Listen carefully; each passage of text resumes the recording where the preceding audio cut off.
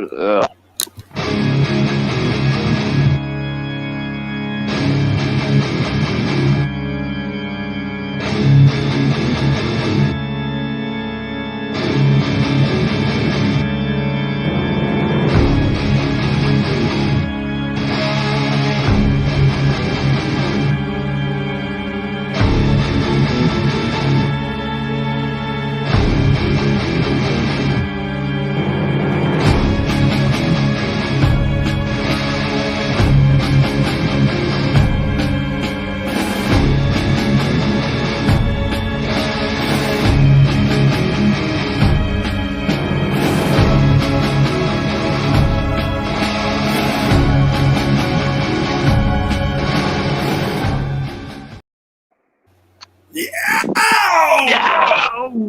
up?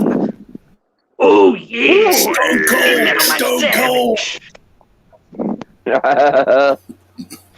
Welcome to the Metal Bastards. Yeah. Welcome to the Metal Bastards podcast. Hangout podcast. Damn it, fuck it up. Damn. Welcome to the Metal Bastards Hangout podcast. Yeah. You filthy fucking animals. We're currently talking about, what were we talking about? Oh yeah, we were replacing all the title names for Metallica albums, but with food, like just the beginning of the album. So we were on. What's up, Frederick? All right, so I said Pie the Lightning. I guess I'll give Master Puppets to Ben. All right. Well, first off, we have Grill 'em All. Pie the Lightning. I guess you gotta have some dessert there. Oh, gee, for Master of Puppets, what about? Oh, Jesus Christ! This one's a little tough. I got, but this one's the one I wanted. Hold on, Ryan. Give it to Ryan. Give it to Ryan. All right. Let him put one in. Master of Burgers. Master of Burgers. That makes sense. Oh no, I'll give the list. All right, I guess it's Ben's turn. All right. And justice for the griller. And coleslaw and justice for slaw. All right, sent it. I sent it, John. See if you can accept it. Hopefully. All right. You sent in justice for grillers. All right, that sounds cool. All right. The Black Album. It just sounds terrible. No, go ahead. The Steak Album. I don't know. The Steak Album.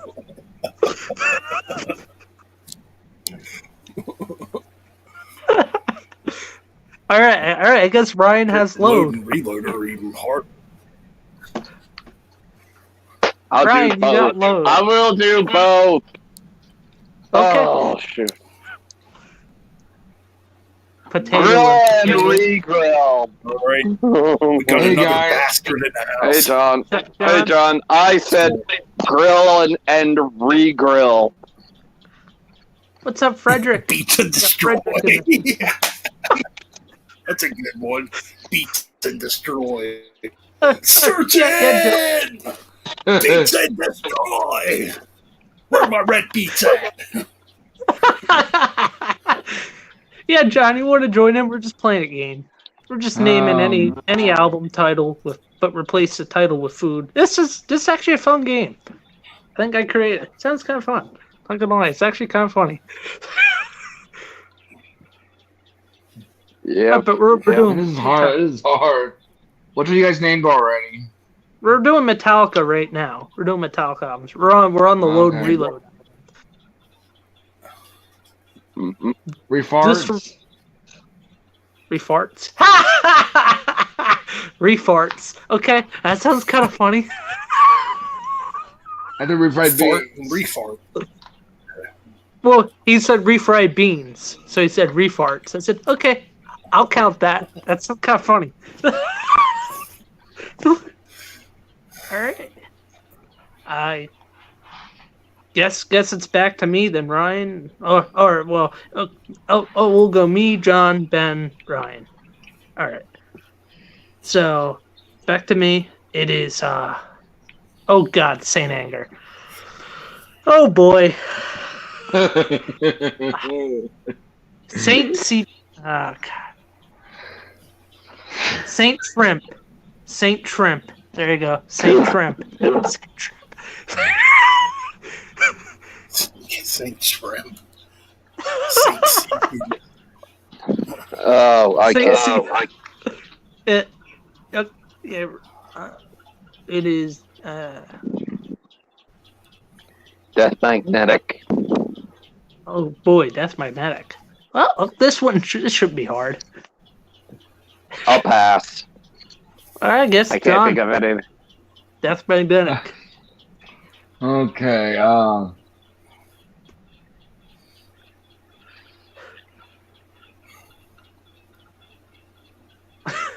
Death McBeans. Death McBeans. Ooh, I wasn't thinking that one, but I guess Ben's got the last album. Death McBeanies. That sounds better. That sounds better. I thought you were gonna say Death McWeenie because you know little Vienna sausages. Damn. Death McWeenie.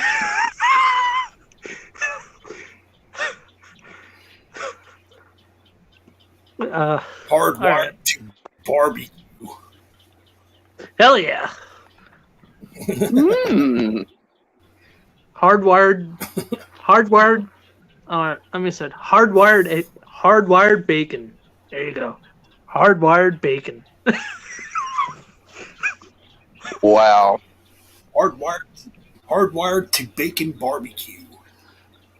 Oh, Frederick said death breath with garlic bread. That's very true. It's a potent food. All right, all right, who wants to pick the next band? I'll pass from whatever bed y'all pick. All right. Let's let Frederick pick. Let's make it be easy though. Let's not like it too crazy. I got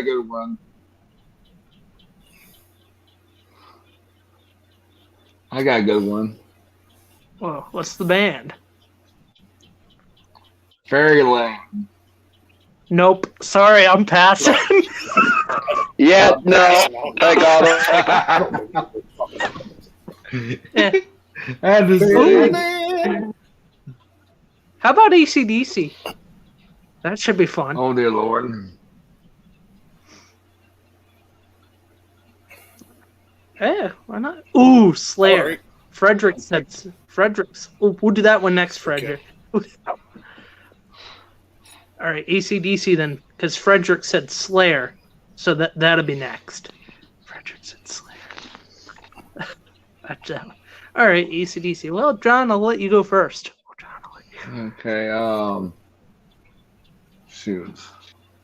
First album is High Voltage. High Voltage. What?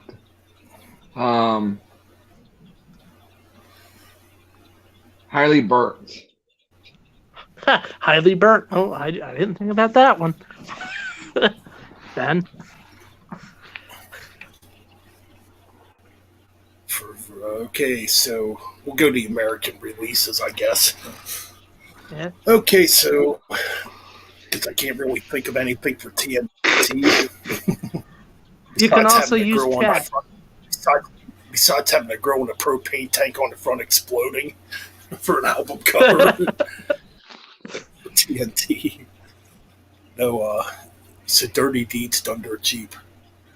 Yeah. Dirty Deeds Done Dirt Meat. Hey. That I like epic. it. That sounds good. Ryan? Next up.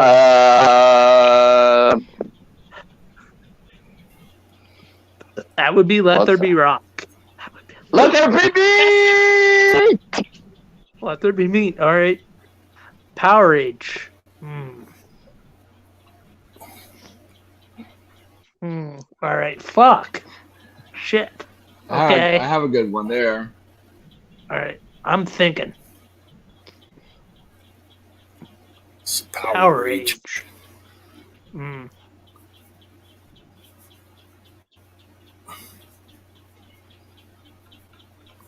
No, that good one, Frederick, but no.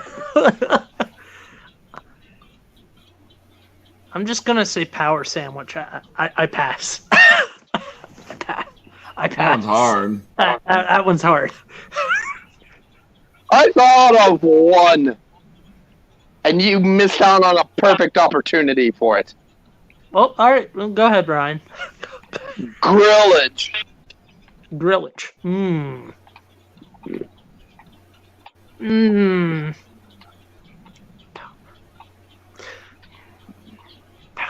Oh, that's a good one, Frederick. That's a good one. What did you say? He said, Frederick said Power Pops. Grillage sounds a lot better. All right. Frederick, you should join us. Or because it has age in it, beverage. Beverage. Oh, okay. I didn't think about that. Beverage. There we go. For power. All right, then I guess John has Highway to Hell. Oh, God, that's going to be... Highway to shitter. Oh, but it's got to be food related, man. Oh. Highway to, shoot, Just think of a food to put at the end. Just think of Highway to Broads. Highway to Brats. Bratwurst. That's a good one. All right, Ben. I'll be back in block. Highway to spare ribs. Hell yeah. All right, Ryan, your turn for Highway to Hell.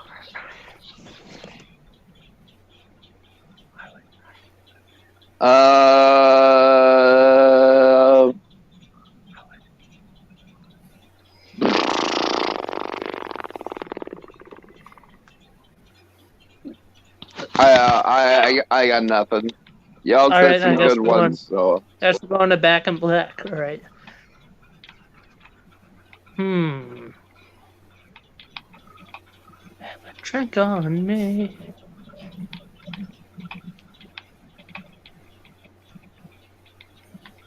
Back in Barbecue. There we go. Back in Barbecue.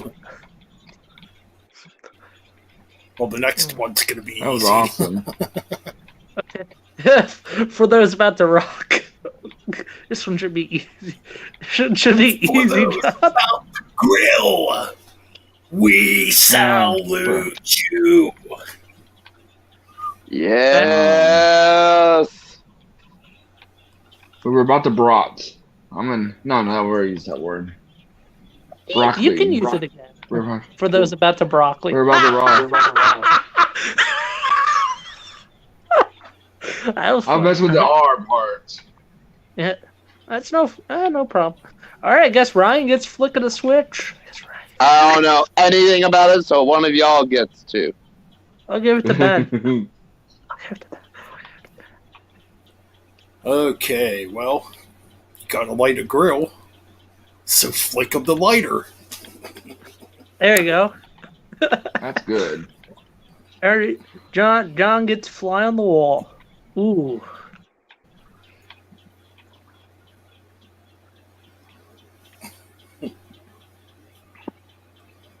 Bologna on the wall.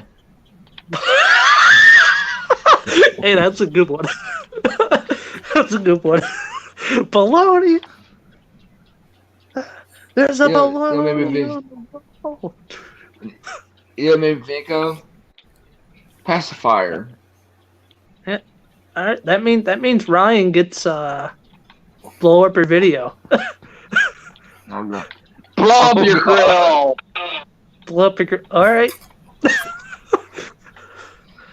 All right, then I guess I get... Oh, shit. I get Razor's Edge. I hate that album. Razor's Edge. I have to get food. The potato is dead. The potatoes are dead. There you go. The potatoes. What do you mean potatoes are dead? Potatoes are dead. That makes no sense with the Razor's Edge. That makes no sense with the Razor's Edge. The potato's edge. There you go. The potato's edge. There you go. Okay. All right. All right. Ben with ball breaker. Okay. Okay, ball breaker. Huh? Could be a candy. This little hint could be a candy. Also.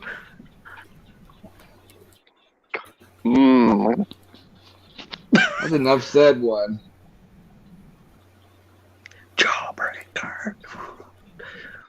Jawbreaker. Oh god, ball breaker.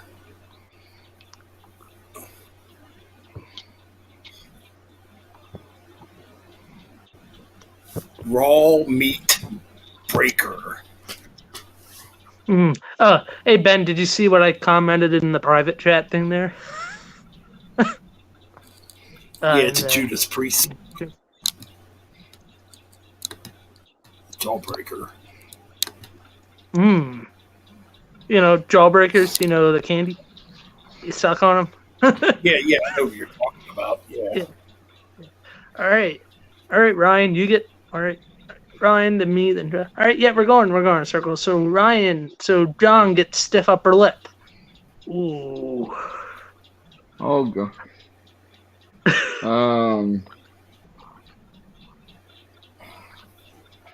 Stiff upper fish. Stiff upper fish? Stiff upper fish? Yeah.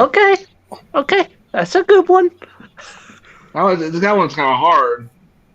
Hey, that's a good one. That's a good one. All right, Ryan, you get black ice.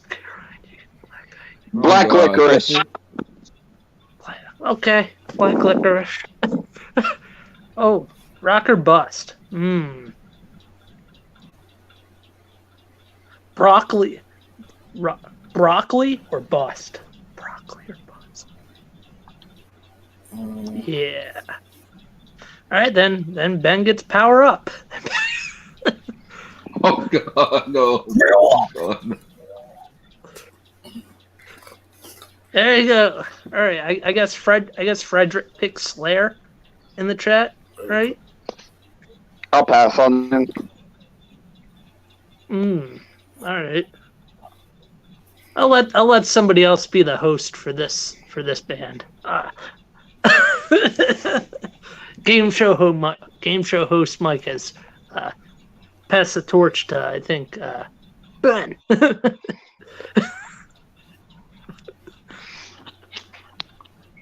All right, I gotta look up the Slayer albums. This feels like Cycle Stick CD almost. We're doing. Oh, I think it's fun.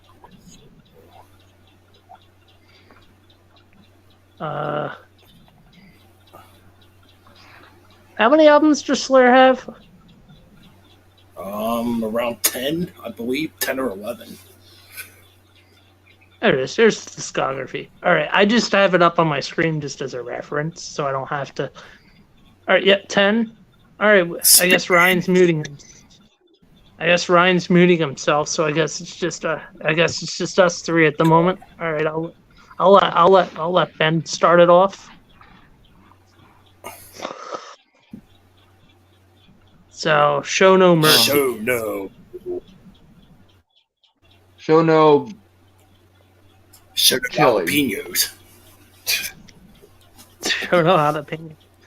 All right, I get hella weight. I guess John gets hella weight. John gets hella weight. Health. Okay.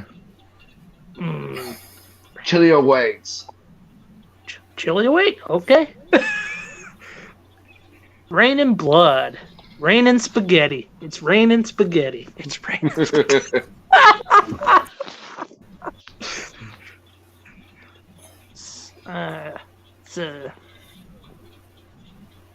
All right, so Ben gets the 1988 South of Heaven.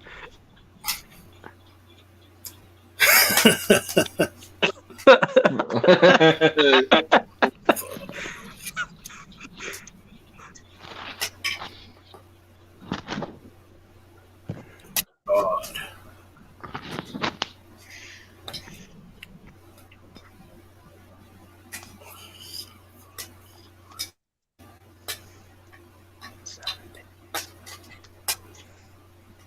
South of Divine Beats.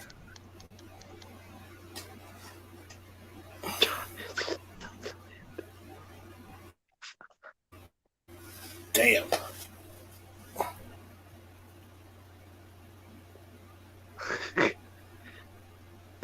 It could be any type of food, a fruit, fast food, you know. could even be a fast food chain. I'll allow that. Oh jeez.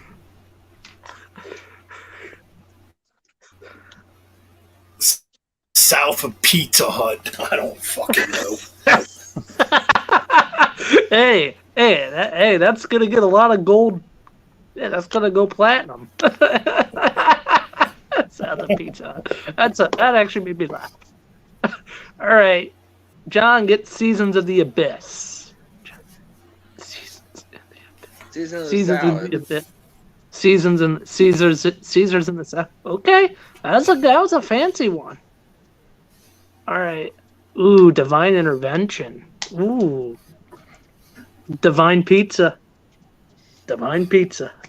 There we go. Divine Pizza. All right.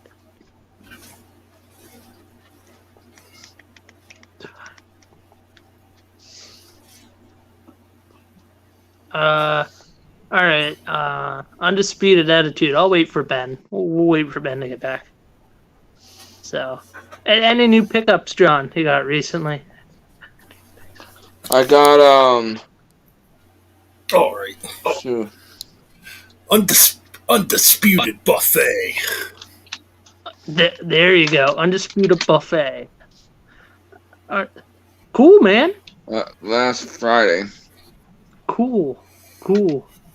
And then this All right. on Thursday. Psycho Stick. Nice. Yeah. All right. John's got a hard one. Diablos in Musica. John's got a hard one. Diablo. On. Diablo's burrito. Okay. That was a hard one a little bit. God hates us all. God hates us meats. Or no, just God hates meats. God hates meats. Yeah. All right, Ben's got Christ illusion. Food illusion. Hell yeah. All right, John, you got World Painted Blood. What was it called? The album's called World Painted Blood. Okay, world cover in salsa. World covered salsa. Okay, that sounds funny. World painted grease. I was gonna say world painted pickles. World painted pickles. All right, Ben's got Repentless. Oh, jeez, Repentless.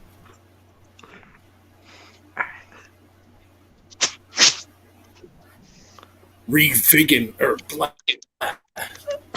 Yeah. If I can say it right. Veganless.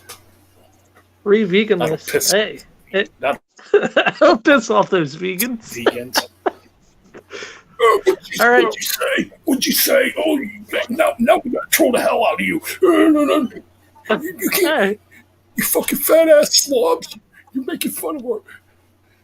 Yeah, whatever.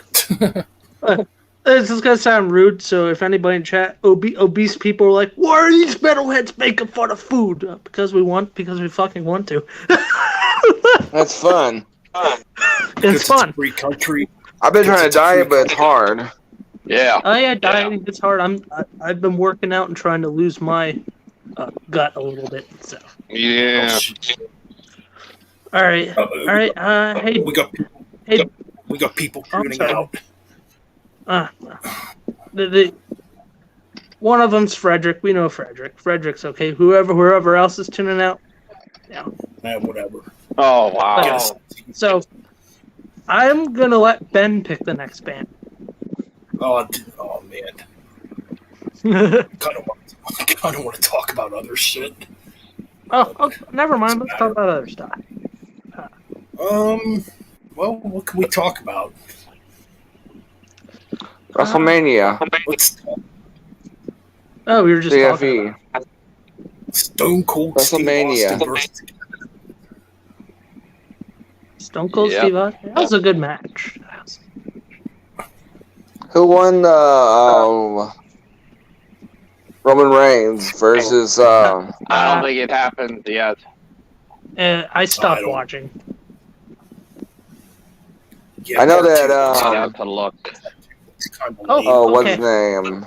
I was telling this to Ryan. Top 5 worst matches of all fucking time. Top 5 worst matches of all fucking time. Oh yeah, That's a yeah, good topic. yeah. Okay. So yes, by the way, people, if you didn't notice, this is just a random stream. Nothing planned. Nope. We're just here to have fun. But no, we'll get back to the band thing here in a minute. But top five worst Just- WrestleMania matches. Or just top 5 worst wrestling matches in general that just should not be on your TV. It can be Mania Oh. too. Oh god, so many. Eh. Oh. Goldberg versus Lesnar, WrestleMania 20. What hot garbage that was. Okay, there's one. The new generation WFE matches. Alright. Now it's kind of hard because I got Yeah, you're wondering who won between Roman and Brock, John? yeah, who? Yeah. Roman. Roman. fuck. I could care less. Yeah. Alright, here's a hot take from me. That match really Red had Rooster. Go ahead. WrestleMania V. WrestleMania V. Red Rooster versus Five, Bobby five. Heenan. WrestleMania 5. Did you guys find Terry low on Bauer. your phones on your stuff? It seems low on my side. Oh, Yeah, I was able have to mine. look on my phone. I'm on my Mine- phone. Yeah, I'm Me on my too. phone too. I'm on my laptop. Undertaker versus Big Boss Man, Ben. What do you think? Yeah, that was pretty bad too. That's probably the worst Hell in a Cell match. Butterbean versus Bart Gunn. Oh yes. Yep. I don't remember that one. I got one. Hulk Hogan versus the Ultimate Warrior at Halloween Havoc 1998. You talk about a bad match. Yeah. That match was horrible. No, I think it was a horrible match. I'm sorry. The match with the guy from Scream in WCW. Oh, wow. What title match? That killed WCW. Worst wrestling matches of all time. Pretty Wow, they have at number 20. I'm trying to remember because there were some I mentioned when I was with Mike. So, hey, help me. What was it? What did I have that I mentioned that was up there? Oh, okay. I think this was one that I totally didn't mention about. The first Brock Lesnar versus Goldberg match at WrestleMania 20. Yeah, it sucked. It sucked. Let me try and think of what I have to remember what other matches I. Oh yeah, I had the Divas Championship match at Survivor Series 2014 between AJ Lee and Nikki Bella. Oh, that sucked. One half of the Bella horse. Triple January 19th, 2003, Boston, Massachusetts. Triple H versus Scott Steiner, Royal Rumble. Oh God, yeah. Okay, and here's another one that was kind of also. Was there another Nikki one, or was I thinking? I forgot who else I was thinking. Oh yeah, because you were mentioning Triple H. WrestleMania 32, Triple H versus not the Undertaker. Triple H versus Roman Reigns. Yeah, that WrestleMania I did not watch, so I probably won't watch I it. didn't watch it either. You know what? Another worst match was Undertaker versus John Gonzalez. Yes. Well, Oh, yeah, that's an so- obvious one. How about And Another one also is any matches with Great Khali. Yeah. Does anybody remember the tag team Chronic? So I'm bringing up Unforgiven 2001. The Brothers of Destruction versus Chronic. Does anybody remember that match? That has Taker's cousin Brian Lee in it, right? Oh, Or am I thinking somebody else? Right.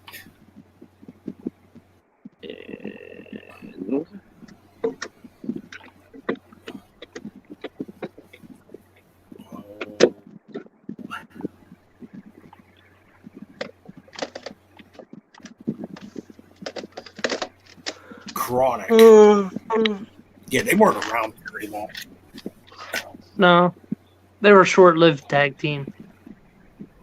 Oh, I'm just sitting here trying to think of other really bad matches. Well, on this website, it's... Vince McMahon versus Bret the Hitman Hart at WrestleMania 26 was terrible. I mean, I get it, Bret's that was health bad. at the time. He couldn't really do anything. But it's Yeah. still awful.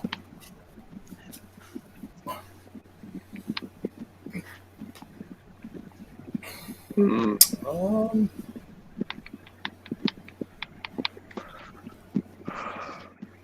there's a lot. I've had one, but it's not a match.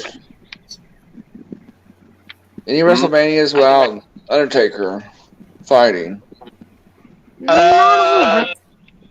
Only so far in his career, not counting. Okay, we count. Okay, so let me count them all off the top of my head. 37, 35, and for the while before 35, 16, aka WrestleMania 2000, and WrestleMania 10. Those are it. Not counting anything before 7. So all total, Taker has missed 4 WrestleManias. I am counting 30. I'm counting this year's WrestleMania because he did make an appearance. So at the very least, I still count it. Yeah.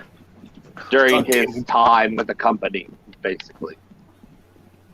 Damn, we went from 6 viewers down to 2 viewers. Oh shit, we're doing a bad job tonight, I guess. I don't think so. Oh well, I don't think so. That's just the haters, Ben. That's the haters, man. Yeah. Oh well. All right. If they don't like what we do, they can go fuck themselves. Yeah.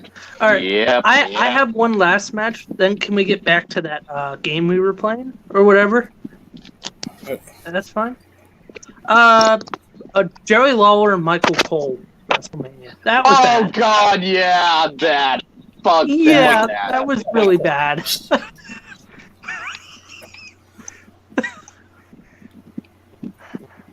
Thank you for mentioning, because I knew that was out of my brain, basically, and I'm like, oh, God, that. And the worst part is you have Stone Cold as like a referee, sort of, midway through the match. Oh, God.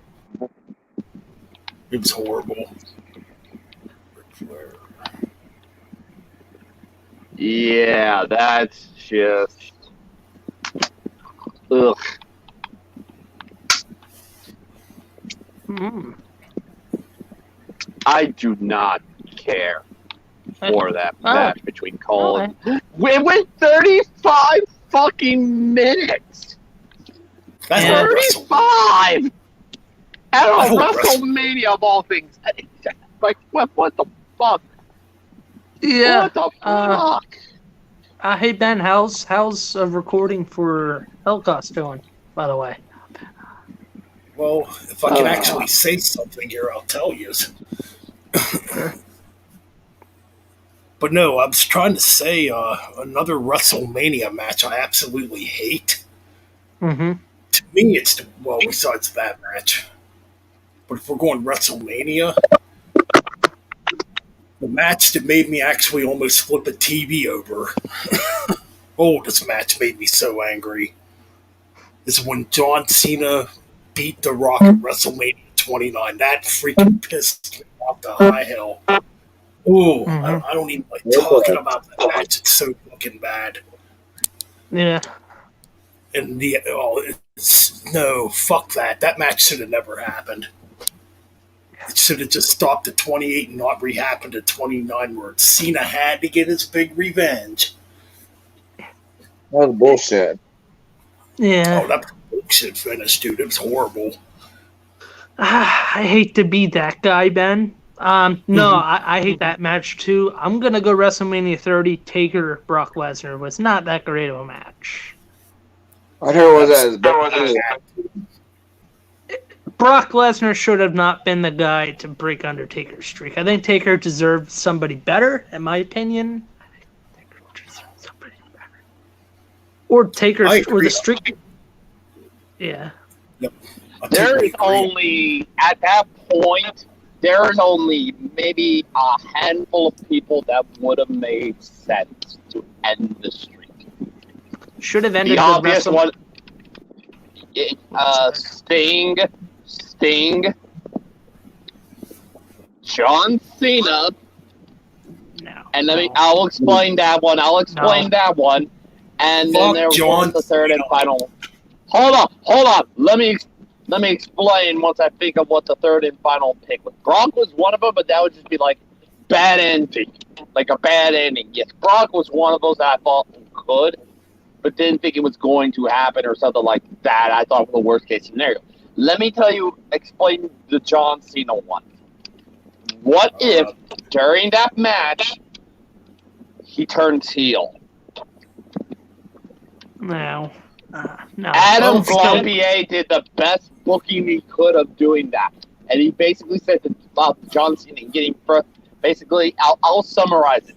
John Cena hits AA after AA after AA in multiple you can't see me. And then, he or something like he misses a clothesline from Taker, and Taker knocks down the referee, and Taker goes down. Cena goes outside the ring, gets a chair, and pauses, and then hits Taker with it again and again and again. Then he throws it out of the ring, hits Taker with one more AA. 1, 2, 3. I hate that. And then after that, he basically just smiles, and everybody starts to boo. I hate that idea. Sorry. I don't think it did the opposite. Well, oh boy, I don't know what to think about that, because to me, Cena should have turned heel a long time ago. Yeah. 28 years. There was plans for a John Cena heel turn. I remember. I don't know where I saw this, but somebody was watching. I guess it was either a Total Bellas or Total Divas, and John Cena came out in this singlet, and it was like like this kind of interesting singlet with orange color, and it had, like it said, "Fear my name," and it had Cena at some point. That was going to be the attire for Cena if he turned heel, but they ended up turning it down. Vince turned it down. And I think what made a lot of people angry, especially me, after watching WrestleMania 29, there was rumors going around that he was actually going to turn heel in that match. And, like, out of the blue, Vince decided to not, I don't know, one of them decided not to do it. It was Vince. That's a horrible decision. Especially, think about 2012. Who was freaking hot at the time in 2012?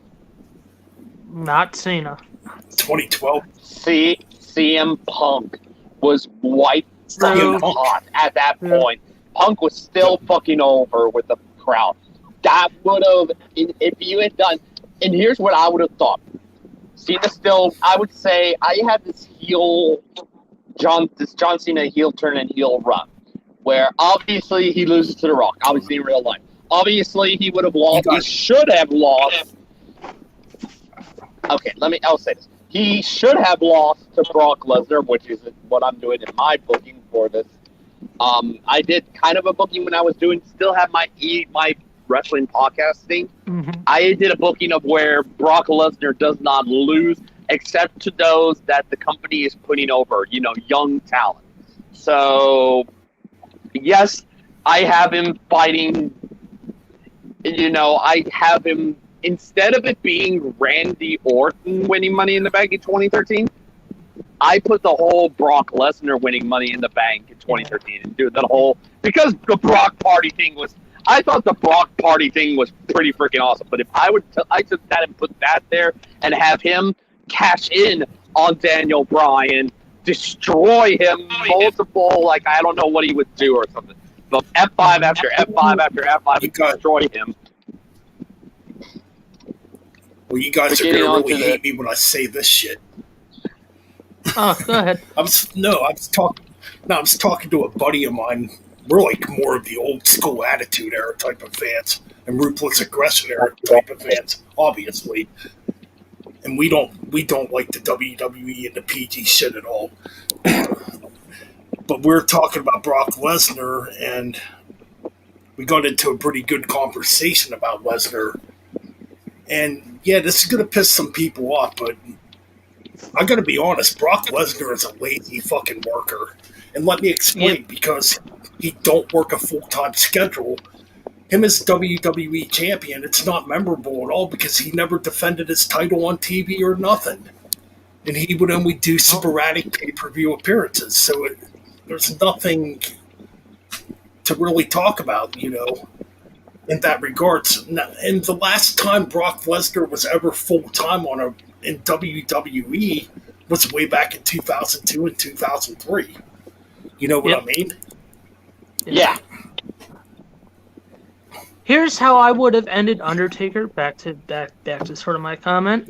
Here's what I would have ended Undertaker with: is that last match of Triple H, that Hell in a Cell, that should have been done, sealed. Taker's career should have been done right there. Boom. Yeah.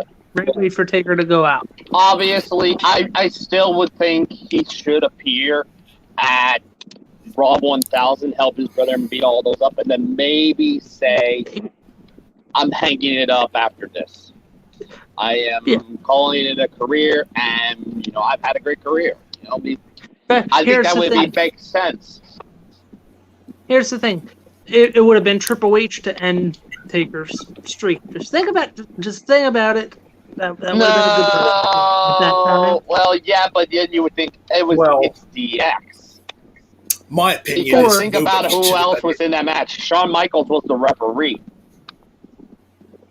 Yeah. My opinion is nobody should have ended the Undertaker streak. Undertaker should have won out undefeated, never lost to WrestleMania at all. Yeah. They really fucked that up. I did with John Cena on one time. I used to make him, when he was fighting the Undertaker, I got a chair, John Cena, and hit Undertaker right in the head. Undertaker win. I made Dr. Dio really bad, real fast. Yeah. Me, I'm not a fan of John Cena. I didn't mind him when he neither. was doing the fucking. I didn't mind him back when he was doing the thugonomic stuff and was a bit edgier and not as kid friendly, but after That a whole while, kid it's friendly like, super. I it's agree, Ben. corny That as whole shit. kid It's friendly. corny. It's, Yeah. yeah, like you're saying, it's corny as shit and it's fake looking. Yeah. It doesn't look Fake real Cena. at all. This promo's got extremely boring. Hey kids, look at me. I work for the WWE. It is PG. I wear all these different colored shirts. I am Super Cena. Follow me. No, fuck that. And he'll never be Hulk Hogan. He'll never be Hogan. I mean, he's off in Hollywood now doing whatever. He might be doing better in Hollywood. I don't know, but. And I'm sorry, John Cena. Yeah. John Cena does not deserve to break Ric Flair's streak. I think it's Randy Orton that deserves it. I think it's Randy Orton. Or I don't deserve it. No. I think there's only Randy one, Orton, and I know they're Randy going to Orton. have her. And here's one I think it makes sense because this person's last name is Flair, Charlotte. Okay, that makes sense. It makes sense. It makes sense because that's Ric Flair's daughter, and she should be the only one that I think should break it. No offense to Orton or Cena, but it makes more sense if someone's to break Ric Flair's record. It has to be somebody in the freaking family. What's up? Yeah. I think these guys want to hear some metal talk. All right, let's stop. Right, Let's stop I know talking we're about talking about wrestling too. Yeah. All right, let's switch back. Anyways, to metal. Yes. Anybody listen to any movies as of late? Me? Yeah. I've listened to I found a rare deep cut. I was at a flea market down in Boyertown, Pennsylvania. That's a little borough south, like east or south of Allentown. I was at a flea market and I saw some rare rainbow like bootlegs, rainbow, like live rainbow gigs. I just didn't have money on me, but there was like 2 live gigs for like Japan that were like on sale for like $6, which I didn't have any money, so I was like, shit. And they were on CD, and I was like, wow, that's kind of cool. It's the newest thing I found recently. Hey Mike, you heard the new single for Fozzy? No, not really. I don't listen to much Fozzy. Sorry. The new song sounds like Alcatraz. Yeah. If Chris Jericho was singer for Alcatraz. Yeah. It's a good thing for us. The new one that came out. Yeah, the new Fozzy. Yeah, I'm not interested in like Chris Jericho's band. I respect Chris Jericho's band. Just never got into it. Never got into Jericho's band. So. The only Fozzy CD I have is Happen. It's the second CD he put out. I used to have the first. I remember I want to get All That Remains because I like some stuff on that one. That one's a really cool one. I have all the CDs. I used to have All That Remains too. I had it on CD at one time. Well, nice. When we new purchase for me, I finally got the new Udio. I'm showing these guys. Oh, sweet. Hell yeah, it's freaking good, man. It sounds like classic cassette. Not a new purchase, but I'll show you guys what I was jamming today. Not really any purchase. Yeah. These I was playing today. Yeah, there won't be much purchasing of records for me until maybe Record Store Day. Because I've never really gotten to participate in that, so. So, like, Ralph does his, like, now what's spinning? Well, here's what's spinning for me, Metal Mike. What I listened to today was, put on my Sabotage CD today. Just listen to some Sabbath. I still love this album. Oh, yeah. You know. Never gets old. No. It's, yeah, I went back. I don't understand. I don't understand why a lot of I don't understand why a lot of newer Sabbath fans trash talk this album. I think it's a sin if you talk trash this album. I don't get This it. album's perfect. Hell yeah, man! I think it's a great album, dude. Very underrated, and it's my number one Sabbath album. You know what's really good about it? The New Wolf is my ass. Nice. It's raw, 80s, 70s style traditional metal. So I was. Oh hell yeah! Which one is that? Wolf. Oh, the new Wolf. I want to check that out. Totally. And the bonus track by We Fire okay here? is different. Side cover. Yeah, I'm fine on my end. That's a cool cover. Yeah. Yeah. All right. Oh, you go That's ahead, Ben. I just kind of broke up for a little bit. Just listening to this album because my 2021 album review is finally prepared, and I want to record it tomorrow. All right. I know we're into April, but I'm still recording it. Anyways, I went back and listened to this, the newest Alice Cooper album, Detroit Stories, which came out in 2021, obviously. Any good? This album kind of dropped for me. That kind of dropped.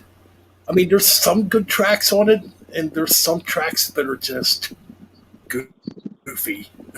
I don't know how to explain it. It's not a bad album, but I don't know. I kind of want Alice Cooper to make a heavy metal album again, like Raise Your, an album like Raise Your Fist and Yell or something like that. Yeah. Or Brutal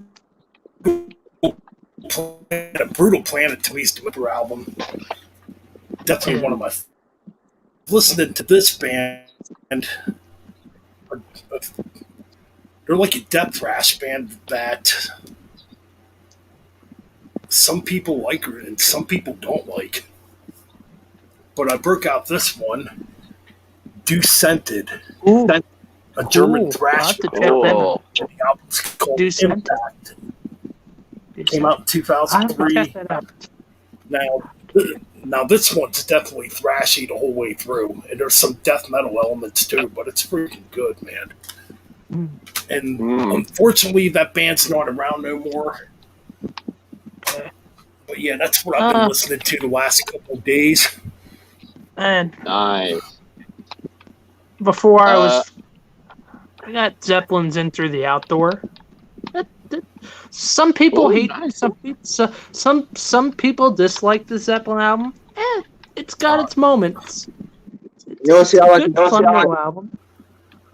You know? A lot of people hate that CD in 2020, but it's the first I haven't been clean from being drinking, smoking.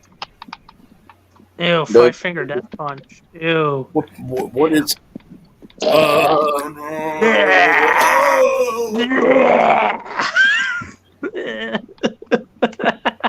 Ben just died. Did you join the band on the new guitars?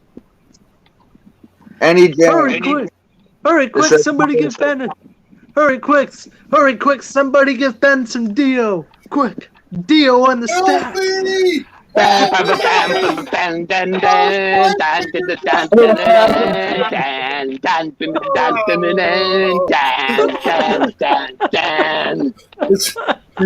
Is it over yet?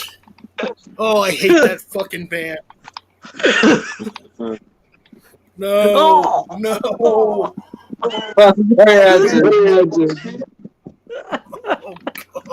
But who joined the band on the guitars? Oh, here, Ben. I'll save you. Look at this. I'll save you, Ben. I'll save you. Dennis kisses the best. Yes. Nice. First kiss ever. This is the only Kiss album I have right now at the moment, so I need to get the others. I still love this album. I used to have every one of them. I still think this album holds up. You know, Everybody for it. everybody froze. You know, you started off with Strutter. You got Nothing to Lose as a killer track. You know, Firehouse is fun still to listen to. I still love listening to Cold. Sometimes I'll listen to Cold Gin. Sometimes it's a fun track. Oh, nice. Yeah, Let I me would. know. Here's something cool I should mention. The record. No, Mike. Yeah. Right. What was your intro to metal? What number one band was? What was your first band? What band? What was your first band to get into metal?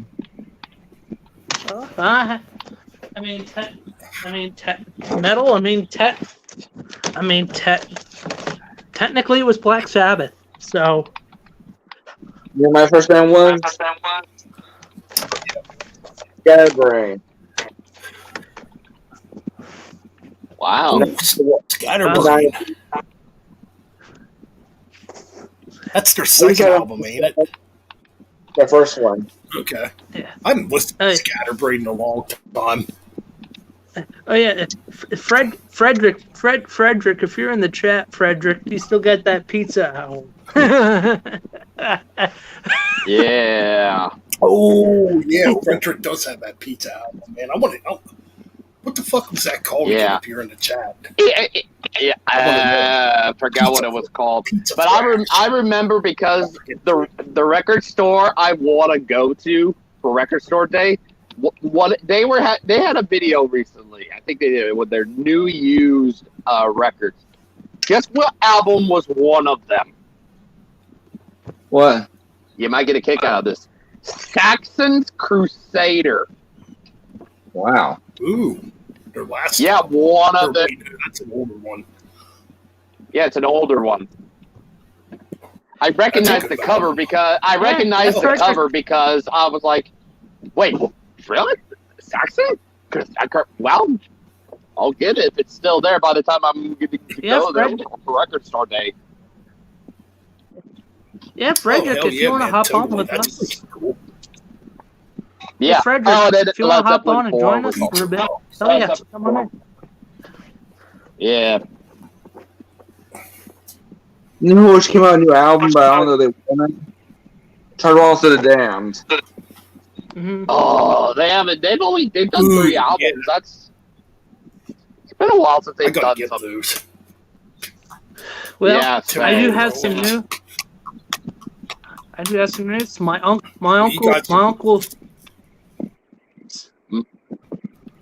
I was gonna say my uncle's got. Mike, Well, I'm talking to Ben. Hey Ben, my uncle finally got the tickets in the mail. He said he got them on Friday for Maryland Death Fest. I'm ready to go. Nice. I'm ready to go. This will be my very first metal festival. So this will be my very first metal. So cool. Nice. It's pretty cool. Say, I'm hoping to run into some of you guys there. Hoping to. Yeah, you won't see me there. Unfortunately. Don't look like I'm making it. That's fine. I'm probably not going to make any videos there. I probably will leave my phone at the hotel and just go and just have a blast. But you know what I mean? I do plan on going and seeing Metallica in August in Pittsburgh. Nice. Is it? Oh, nice. Thinking about seeing that show also. So. I'm like, you know what? I don't mind. I haven't seen Metallica yet. I know it's popular to pick on Metallica. Fuck them. They're fucking legends. They're the ones that got a lot of us into extreme metal. So it's like, you know what? They're getting older. I got to go see them live. Yeah. Before I know. too late. Yeah, trust me, you won't be disappointed. From what I've seen in live shows or something like that in DVDs, oh my god, they're probably one of the best live bands right now, like literally. And if you're gonna be going before me, that would be a load of shit because they're one of my favorites. I want to be able to go and see them before you do, Ben. So let's be like, come on, Mom, let's go and see Metallica. Come on. I mean, they're an excellent live band, obviously. I mean, Yeah. I mean, Hell yeah. It'd be funny. It'd be funny. Oh, he can drum. Be funny. Be funny. I'm sitting a row behind Ben. That'd be funny. He'd be, hey, what's up, man? Yeah. But yeah, that's my plans for August. Gotta try to get some fucking money saved up. Yeah. You know. Yep. Yeah. Pittsburgh. That's a drive. You could also take Pittsburgh, or you go down to Lancaster. Take the train from Lancaster into Pittsburgh. Dig Amtrak. I used to go to Pittsburgh all the time back when I used to live near Pittsburgh. So, Yeah. I mean, it's been the last time I was in Pittsburgh would have been 2006. So it's been a Ryan while. left. But Ryan left. I think Ryan went to bed or left or whatever. I think he said he might be back. Yeah. I've been to Pittsburgh only like 3 times. 2 times to go to a Pirates games with my college. Yeah. I went to. Then I went then I went to my very first Steelers game in 2008. I went to a Steelers Eagles preseason game. Yeah, I never got to go to a Steelers game, but I did get to go to 5 Pirate games back in the 90s. Yeah. I went to a few of the Penguin games back in the 90s, back when Lemieux played. Yeah. And I went to a bunch of concerts in Pittsburgh. Yeah. And I saw Monday Night Raw in Pittsburgh quite a few times. Yeah. If you're driving down to Pittsburgh, definitely stop in State College, Pennsylvania. There's some good places to eat there in Penn State. There's some good places to eat there. Oh, yeah, I've been a part That's my recommendation. Yeah. Actually saw Monday Night Raw up there back in 2006. Cool. It would have been in June of 2006. And I actually got to meet Boss Mahoney after the show. And me and him shared a cigarette. It was really cool. He was like, "Can I have a cigarette?" I'm like, "Hell yeah, I'll give you a cigarette." It's really cool. Next thing you know, you're at a Metallica concert and you run into Triple H there. You know how cool that would be? All right, yeah.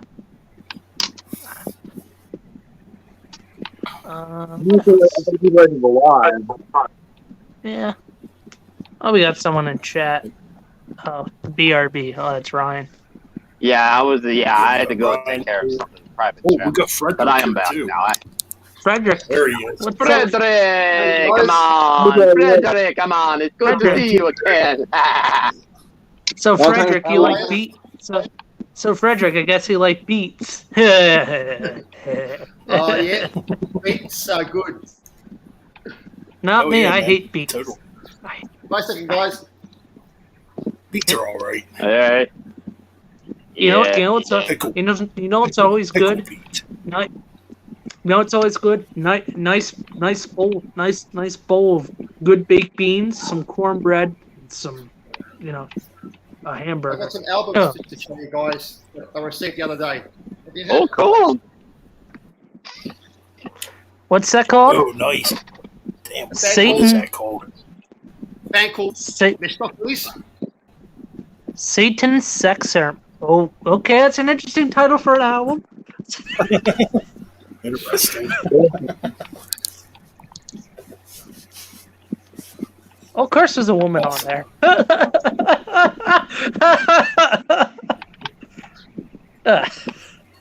This is a band out of Argentina, doom metal. Full metal. Oh, cool. Cool. I think I've seen it before. I can't show you the insert of this one because it's pretty graphic, and you might get banned.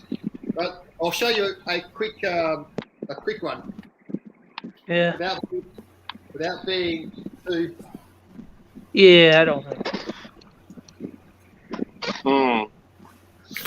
Yeah, it's not risk it. But this is a good band. Really heavy, really dark, really occult metal. If you love your yeah. out of Argentina. So check them out. Second ceremony. Okay, I'll have to look that up. Yeah, band called Mistopheles.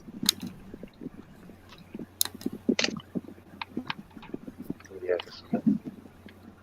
I just got these the other day. And these albums took me 1 year to get to me. Yeah. Okay, Frederick. I have a question for you. Yes. Oh, that sex ceremony album. Replace it with food. What would you call it? Satan's sex sandwich. That's a good one. That's a good one. Satan's sex sandwich. Yeah, no, it's good, but it's the inlay card is pretty graphic. Yeah. I wasn't expecting to see like an inlay card like that, so. It's And cool. Ben stepped out for a sec. Yeah. Okay. So Ryan, did you get that album yet? No, I have not.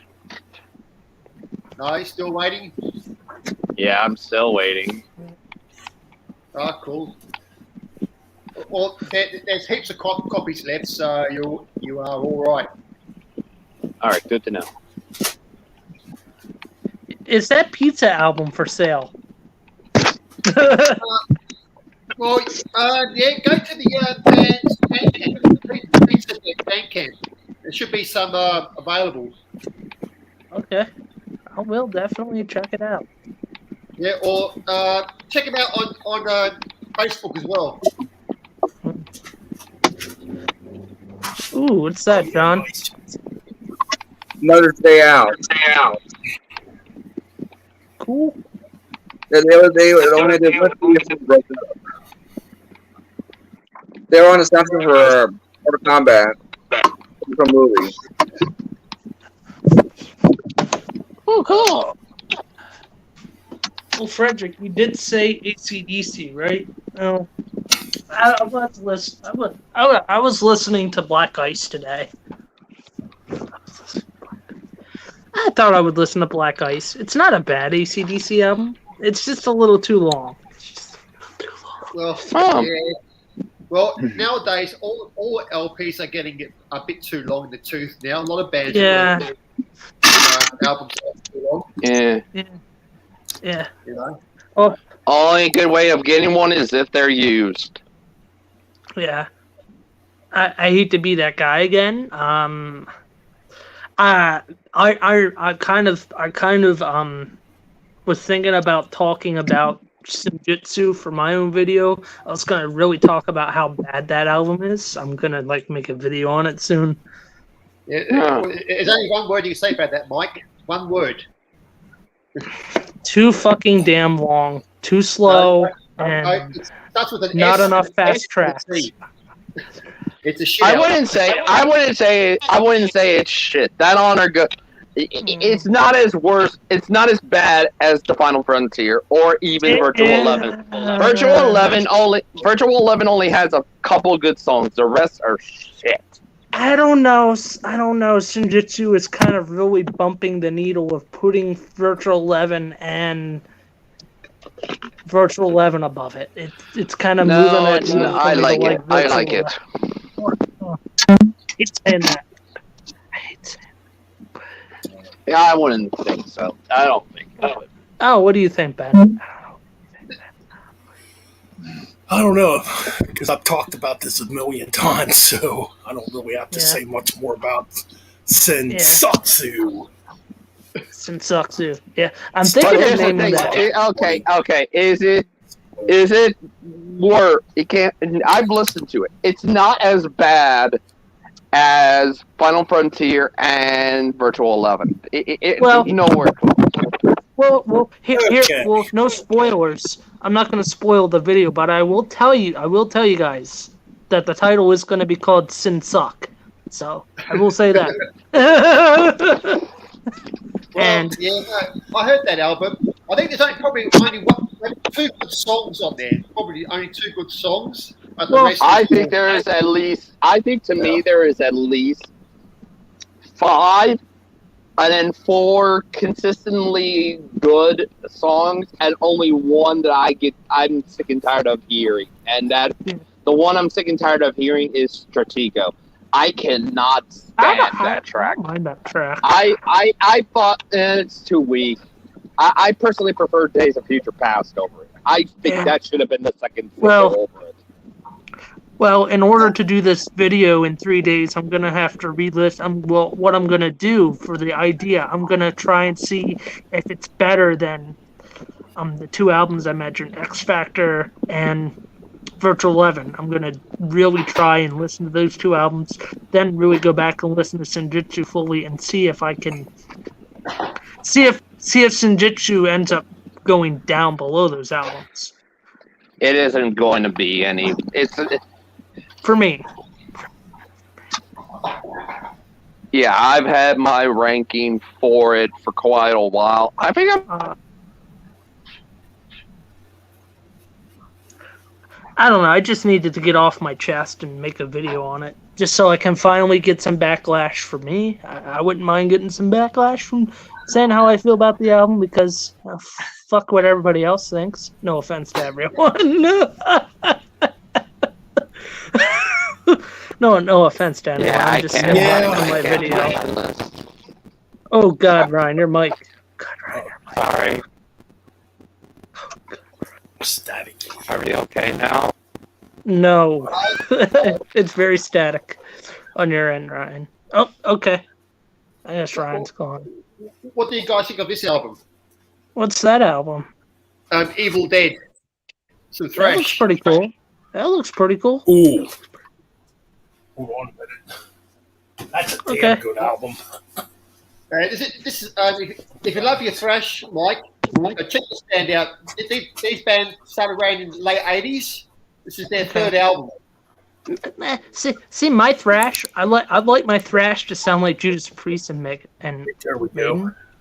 Yeah, Hell yeah. Yeah, that's that's a great album. That's good. The debut is probably what was. I mean, a lot of people talk about the first one.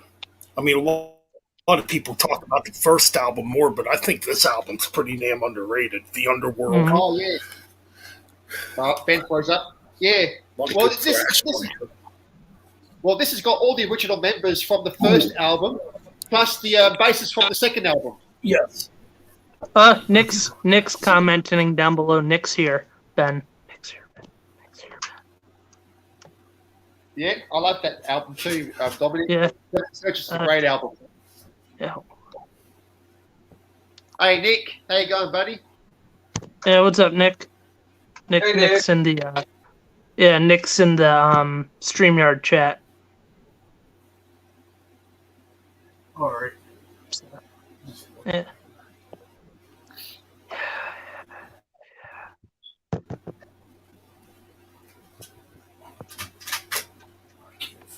Yeah.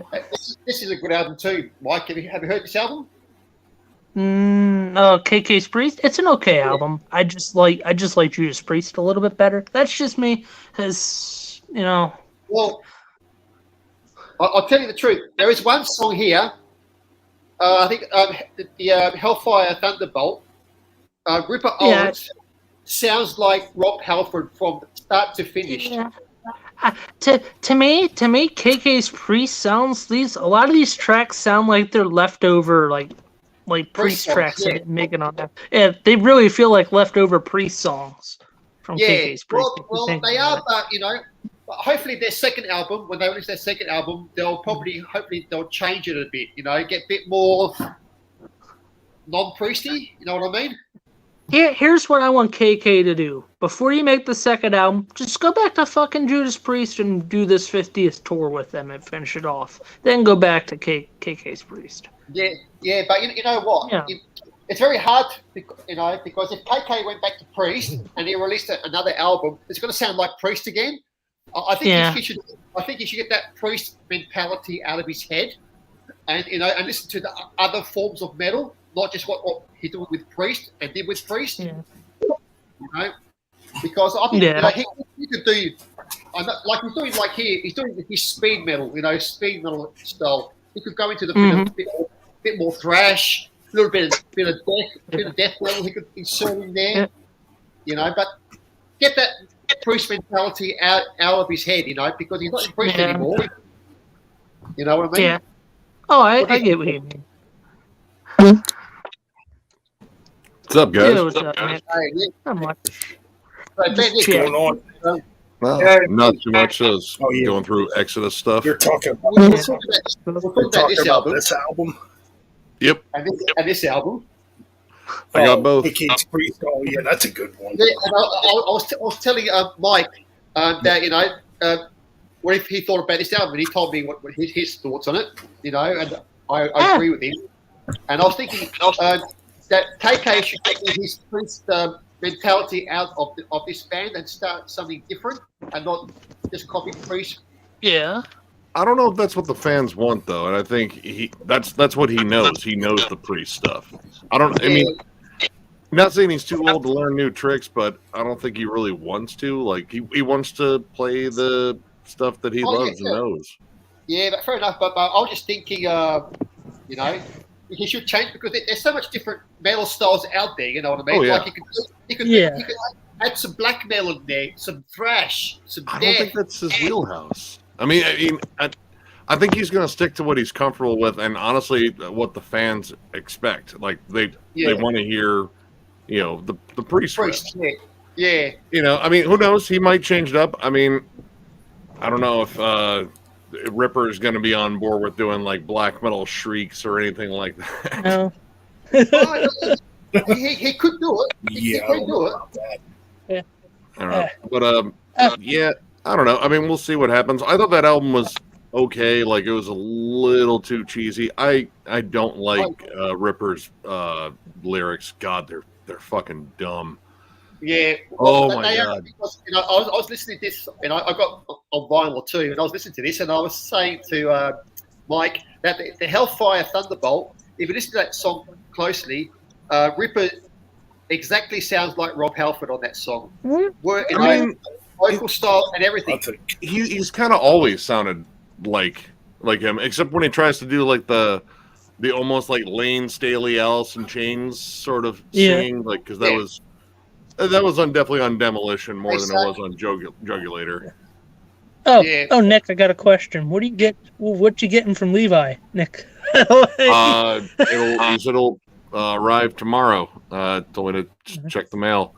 So yeah, we will. We'll see. Really? Well, that's cool. Yeah. Yeah. Nick, I also got a question. Sorry. Okay. Well, what me and Ben we were doing earlier, we were talking about all the Metallica albums, but we were replacing like one of the main titles with food. So it was like Master of Potatoes, like for fun. So we went through all the albums just for fun. I don't know how would you do that? I don't know. Shit, I'd have to really actually think about that. I usually did like the weird sexual puns and shit for him, but food? God, I don't know. For whom the dinner bell tolls. Oh, there you go. Saint Sandwich. Potato breath. Potato breath.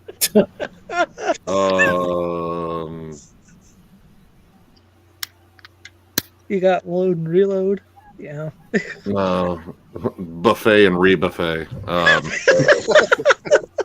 God, I don't know, man. I'd have to think about that one. I don't know. I can't really think of any offhand. And I've been going through started on the Exodus stuff because that's the next ranking, and I mean, I don't really need to listen to a lot of these albums again, but of course I'm gonna fucking listen to Bonded by Blood again. Fuck that album. Yeah. Just still rips. It's still That's an awesome album. One of my favorite.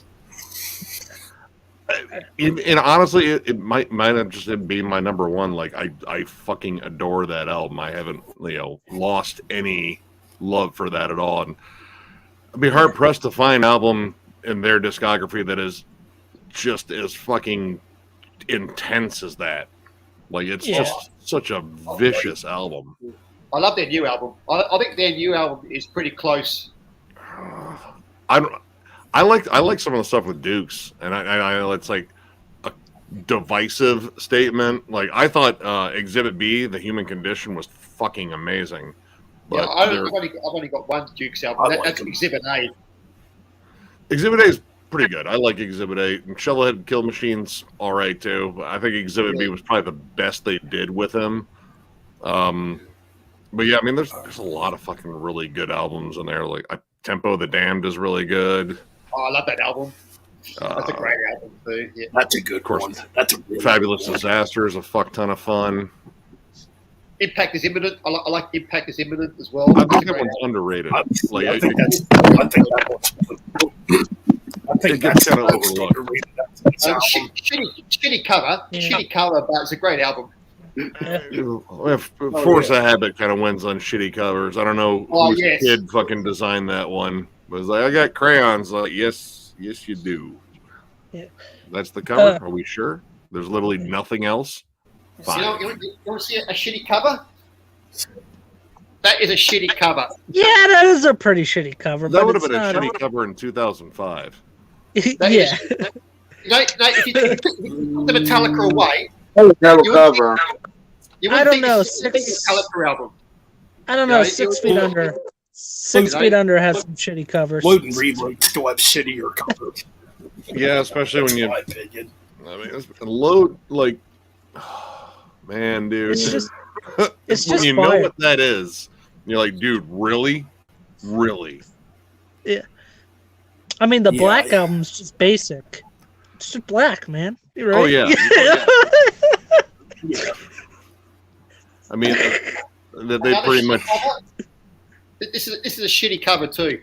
Yeah, that's a pretty bad AC/DC album art cover. I will agree with that. It looks like it was modern version of Back in Black. Yeah, it's a good album. It's a shitty cover. I think when your band logo takes up most of the space on an album cover, you're just like, wow, dude. Oh, yeah. And when it explodes like that, when it... it's got one of the I don't know. It's a little gimmicky for a bad cover. And Sack Blabbeth. I think they did rip off Oddfellows Rest. Metallica. Talk about bad album art covers. I don't think that one's that bad. It's just the band really didn't like it. Now, this is a great album art cover. The Power Up album art cover, that's good. That's a good AC/DC album art cover. I mean, again, when the logo is like the biggest thing on there, like I like to see artwork where like the logo's kind of like offset a little bit.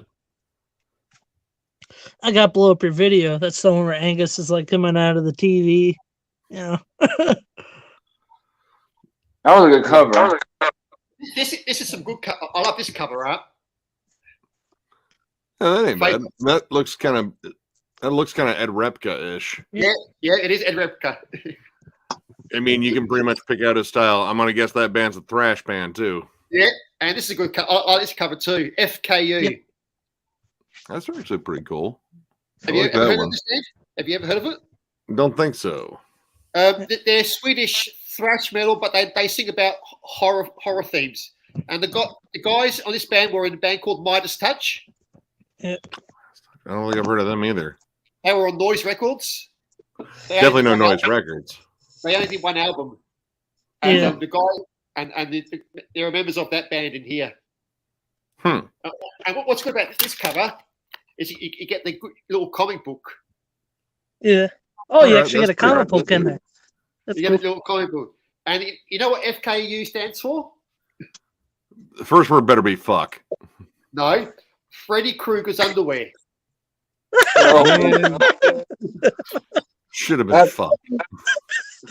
Well, it's fuck like that, but they're called Freddy Krueger's underwear. Good God. Good God. I do not want to picture Freddy Krueger's underwear. Yeah. No. Check it out, Nick. You love if you love your speed metal and your horror I stuff. do. You know, check out FKU. Yeah. Any you guys jam this yet? What's that? Yes, New I have. Satan? Yes. Not Fucking yet, awesome. no. But I did jam the new Meshuggah a few days ago. Yeah. I mean, It's too long. It's too long. Yeah, they kind of stuck really too hard to the 4/4 time groove, and I honestly like. All right, I know like Frederick Thorndall, he like chopped off a bit of his finger, and he's just back from it, but like he's been kind of less like writing less and less even before that, and I think this one is that they just kind of went to their wheelhouse, like this is the most meat and potatoes thing that Meshuggah has released, and yeah, it's heavy. It's of course it's fucking heavy. It's Meshuggah, but it's not terribly like engaging. Like it's a good album, but it's like, well, you have a ton of much better albums. Yeah. Oh, Ben's muted. Oh, Ben's for some reason. But yeah, I've seen a lot of comments on that review. It's like it's the best thing since Absence, best thing since nothing, best thing since Chaos Fear. It's like, dude, why are you shitting on those albums? That's no. Chaos Fear is where I started, and I was like, holy shit, I don't even understand what's going on here, but it's fucking cool. Yeah, no, I like Sugar's first album. Contradictions is awesome. The Nun EP. The Nun EP is a banger too. This is a new band I found a band called Accept. They're very new, very new, very new, good band, very German. Actually, it's a German and American because Mike Torino is American. Keep forgetting about that. He's not really. Well, I mean, he's been on a few albums now. Yeah, and his last band was TT Quick. If you know that band. We reviewed the last Accept album. I thought it was all right. You know, it was pretty good. I mean, it's excuse me, still very much like Judas Priest worship. I mean, that's kind of the band they really modeled themselves after. And yeah. Well, they also sound like now like Iron Maiden because they got 3 guitarists now, like Iron Maiden, and a lot of bands are doing that now. They're doing the 3 guitar thing, which is quite weird. If you can pull it off and throw out like unique harmonies and melodies and stuff like that, and make it to the point where it's like, yeah, you kind of have to have 3 guitarists to do it. Like that's the important thing. Like Whitechapel, they have 3 guitarists. I don't understand why, other than it just seems like they just make the bass line chug that much heavier with 2 guitarists. But there's not enough stuff in there where it'll sound like it needs 3 guitars. Like hell, the Foo Fighters have 3 guitars, but they know how to use them. They're all playing like different stuff. Yeah, even the new band like Silver Talon. I've got 3 guitarists in their band. Dude, I mean, all of them seem to like fucking Jeff Loomis. They should. Yeah, me and Jeff Loomis are like that. Oh, dude, Jeff Loomis is. Yeah, he's a great guy, Jeff Loomis. Yes, Mike. Hey, Frederick, what albums metal/rock albums do you remember from 2009? Now you're showing my age now. Fuck. I can't remember what I had for lunch yesterday. Well, I can just go through what I have from 2009 because I have 274 hours worth of music. I have no clue, mate. I can't remember. I'm too old. Let's see. I can look it up. I'm looking up what I have in my collection. Let's see here. In terms of notable stuff, Agoraphobic Nosebleed, the Apocalypse. I like that album. Ooh, Alice in Chains, Black Way to Blue, the big comeback album. Amen Ra put out Mass 3 and 4, Amorphous Skyforger. Heaven and Hell, The Devil You Know, Amorphous, Skyforger, Yep. Obscura, Skyforger was pretty good. Animals as Leaders made their debut. Steel Panther, Kill the Steel. Yeah. We talking about 2009 albums. releases. Yeah. 2009. Megadeth Endgame. Was that 2009? Yeah. Yeah. Yeah, that was 2009. Wait, 2009. Ooh. Asphyx, Death the Brutal Way. Behemoth, Yeah. Evangelion. Mudvayne. Was it, which one was 2009? Was that the game or whatever it was?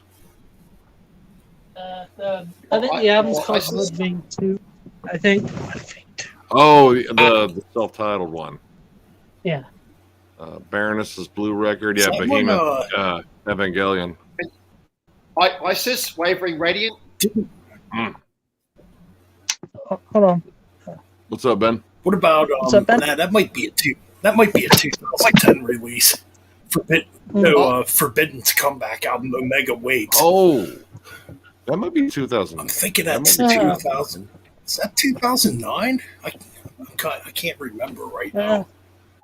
Sadly, if you're a Kiss fan, you had an album. 2010 though.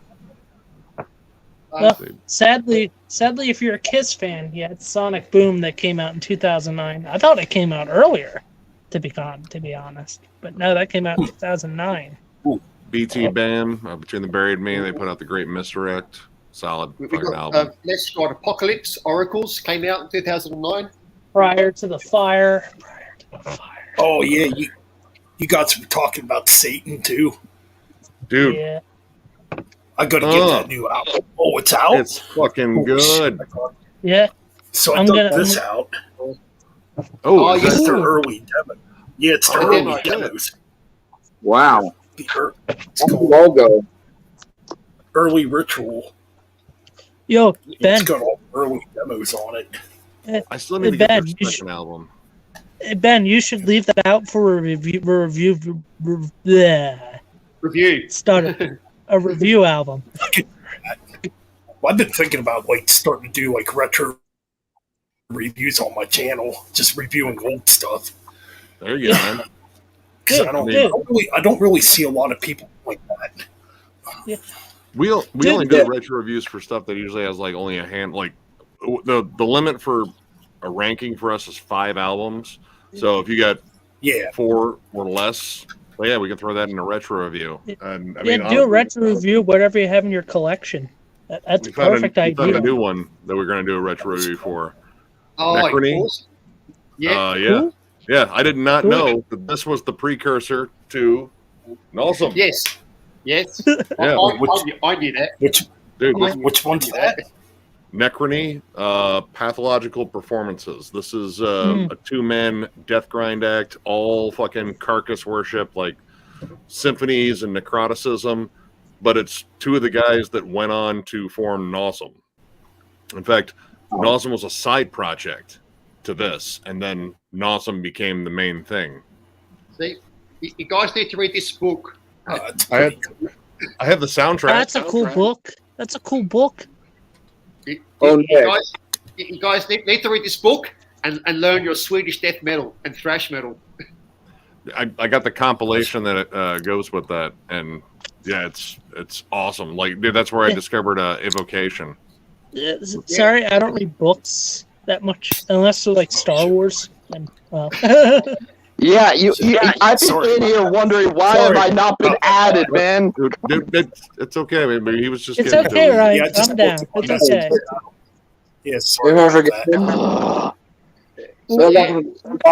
last order from Lonnie last year. Passing metal. I know that band. Great Is that Evil Ernie? Yeah, it's Evil Ernie. Yeah. I don't remember when that comic was big. Doomsday. Yeah, Doomsday. John, that's a great album. I heard that album years and years ago when I was 16 or 17 years old. I had it when I was in Scotland and lost it during the move. So I'm glad Lonnie had it, and I ordered it from him. Does anyone have any of the Ace Frehley solo stuff? I used to have Anomaly. I have 10 cassette tape. Ooh. I used to have Anomaly on CD. Yeah, because I was gonna bring that up because that came out in 2009. I got that when it came out. Ace Frehley does his solo stuff isn't bad. I hear some people talk bad about it. That's probably those like Paul Stanley and Gene Simmons fans, that are like talking bad about Ace's stuff. I got free. Oh, cool, man. Nice. Oh, that's cool on cassette. Yay. I'll be right second album. That album. Nice. Which album do you prefer, Ben? The first or the second one? The first one. Definitely the first. I mean, this one's a little more glam metal sounding. I mean, got any favorite tracks? Got any good favorite tracks on any of those albums? God, I haven't spun this in a while. It's been a while. This is a great album. Yep, I still got mine with the Blood Pack, and it's still liquidy. Yeah, mine's still liquidy. After. Oh no, I have to respin it again. Rock Soldiers is a great track. Yeah, this is a great album. Oh, dude, yes, that's not quite Left Hand Path, but damn fucking close for that. Dismember, like an ever flowing stream. This almost has also a proto black metal sound to it. Somewhat. I don't. Their HM2 tone was even more gainy, so it had a little bit of that extra sizzle to it. But dude, it's a great album. Oh my god, it's probably my favorite one. Oh god, yes. Ooh, looks Atheist. And this has got all the demos from their earlier bands, like Ravage demos and all that sort of shit. Is that the Relapse reissue? Relapse. I think it's the Relapse and a bootleg. Oh, see, I have the Relapse one of that. I think that's all in the Relapse stuff too. I have the season the mid version now. Frederick, you got any Aussie like bar bands I should check out? Oh, fuck. Oh god, embarrassing. Well, Mortal Sin. It's not that many that I can think of.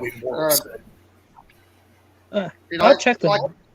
It's hard because there's so many bands, but they're all metal and doom and prog and. Yeah, I'm like some like good old like Australian rock and roll stuff. No, did you see? Did you see what? Airborne. Yeah. Roast Tattoo. I have an Airborne. Roast Tattoo.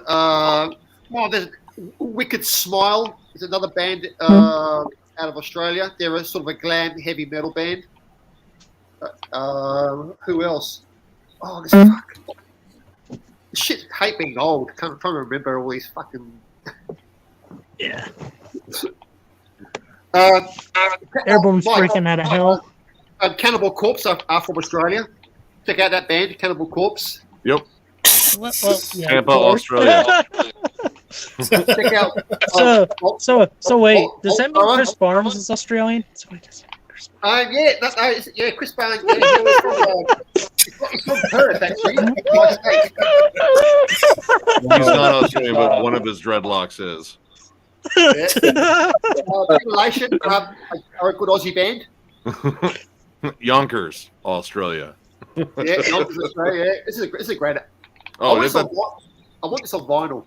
I want the vinyl of this. I mean, if I collected vinyl, I mean, yeah, I would have that on vinyl. I might have different pressings. Unleashed, but great. Third one, great right? Aussie band. Or is that Another great band I like. Addiction. But oh, dude. Fucking Transcend the Rubicon is so goddamn good. The other album that's on there is not. The Dreams You Dread, I just don't like that album. Well, Ben, I have some good news. I got a text from my cousin just now. His drummer just quit his band. Dude, that's one Barney. Yeah. My cousin's drummer just quit his band. My cousin just sent me a text saying if I was interested in coming down to my cousin's studio. My cousin built a recording studio in his basement. And he said he has drum set up there. And he said, hey, you want to come down and do some rock stuff? I said, yeah, that's kind of my style drumming. Yeah, let's do some rock stuff. He said, so Speaking of pizza, check out this band here. This band here. That's the one. Hell Crash. Hell Hellcrash? Hellcrash, yeah. Hellcrash. A band out of Italy. They play satanic black speed metal, which you might. Easy. Which you might like. It's already up my alley. But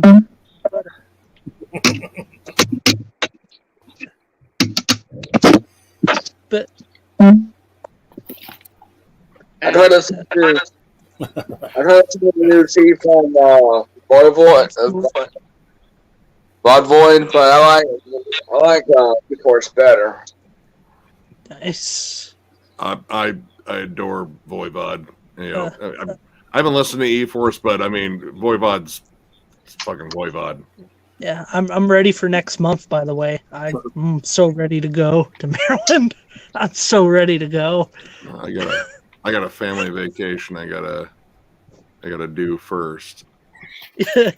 But I mean, that'll be fun. It'd be good hanging out with my family, going down to That's Florida cool. for a little while, and just staying in a hotel. I'm probably gonna get fucking day drunk on frozen drinks. It's gonna be great. Hey, we're Or you Alright, get glasses. Oh no, rum runners, man! They make rum runners there with they do the whole regular rum runner thing. Then they put a Kraken fucking float on top, like a nice shot of Kraken on top, and then they put a shot of fucking 151 in the straw. who knows? You're about 3 of those, you were fucked.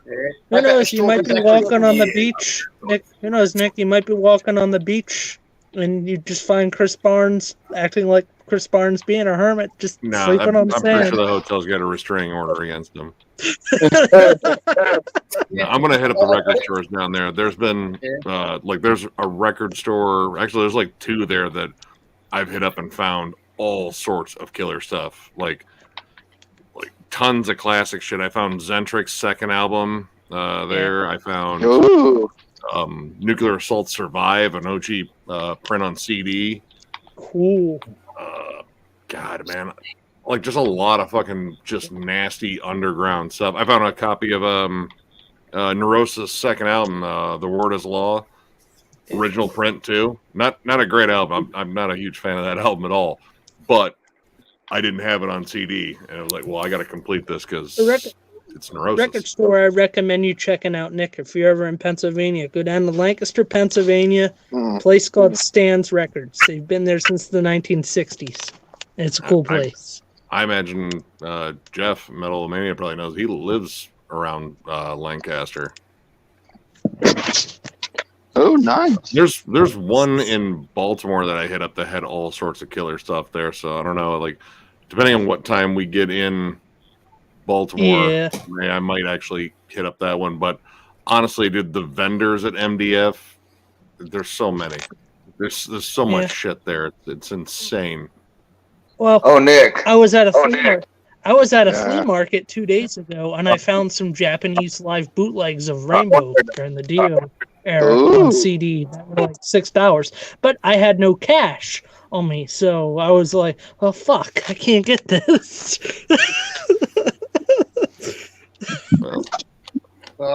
What's up, John? When you go to Florida, check out so you can find my friend's band from Antarctica, Castro's Fates, and Piss on Christ. If I manage to find them, they have all sorts of underground stuff there. Like when I was there in 2019, Season of Mist was selling their overstock. Hell's Headbangers was selling their overstock. They're just random vendors just selling CDs and shit like that. Like, I mean, the merch is insane. Like, think of a metal band that you can't find a shirt for. Someone probably has it.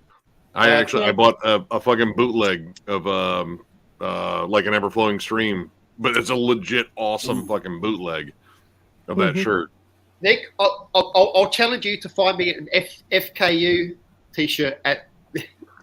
I mean, look around. Like, I mean, that'd be kind of tough, but I mean, dude, I was surprised. Like, of all the giant fucking flags and shit. Like not so much flags, like banners. Like it's just insane. Yeah. I don't know. I'm hunting down specific stuff. Like if I can find a bull thrower shirt, like War Master one or something like that, a really cool reprint of that, I'd gladly take that. Or In Battle There Is No Law, because I like that album cover too. Yeah, that's what I need to do is get some more, obscure t-shirts. Oh God, that hurt. Excuse me. Sorry. You're all right. What's going on? Dude, That's just an allergy sneeze. Well, man, it is the time for that. I mean, the weather has been pretty strange as of late. One day it's freaking warm, one day it's cold. Dude, my sinuses fucking know it. It was cold as fuck here today. And I already know this spring we're gonna have a fucking wet, stormy spring. My body just feels it, and I just already know. Backwards? Oh, that's cool. That band's awesome. Vulture. They are awesome. I was just listening to that CD. I'm after a creator one. A creator. Pleasure to Kill flag. I mean, honestly, they would probably have it there. But yeah, that's a badass flag. I mean, I like the last flag I got was the Frozen Soul one, just because they didn't have any shirts. Like it was like the last leg of the tour. Is like, yeah, we're kind of sold out on everything. It was like, you got another one of those flags? Like, yeah, fuck yeah, I'll take that. Yeah. Whoa. Was that Archgoat? Archgoat, yeah. They have a distinct style. And I got what? Dang. This is another cool flag that I got. I don't know if I know that one. Bursting Out. What? Huh. German blackened metal in the vein of Venom. Oh, well, then I kind of already like it. Oh, titties. Frederick. Look, Frederick, did you show Nick that Satan Sex Ceremony album? Yeah, I haven't shown Nick.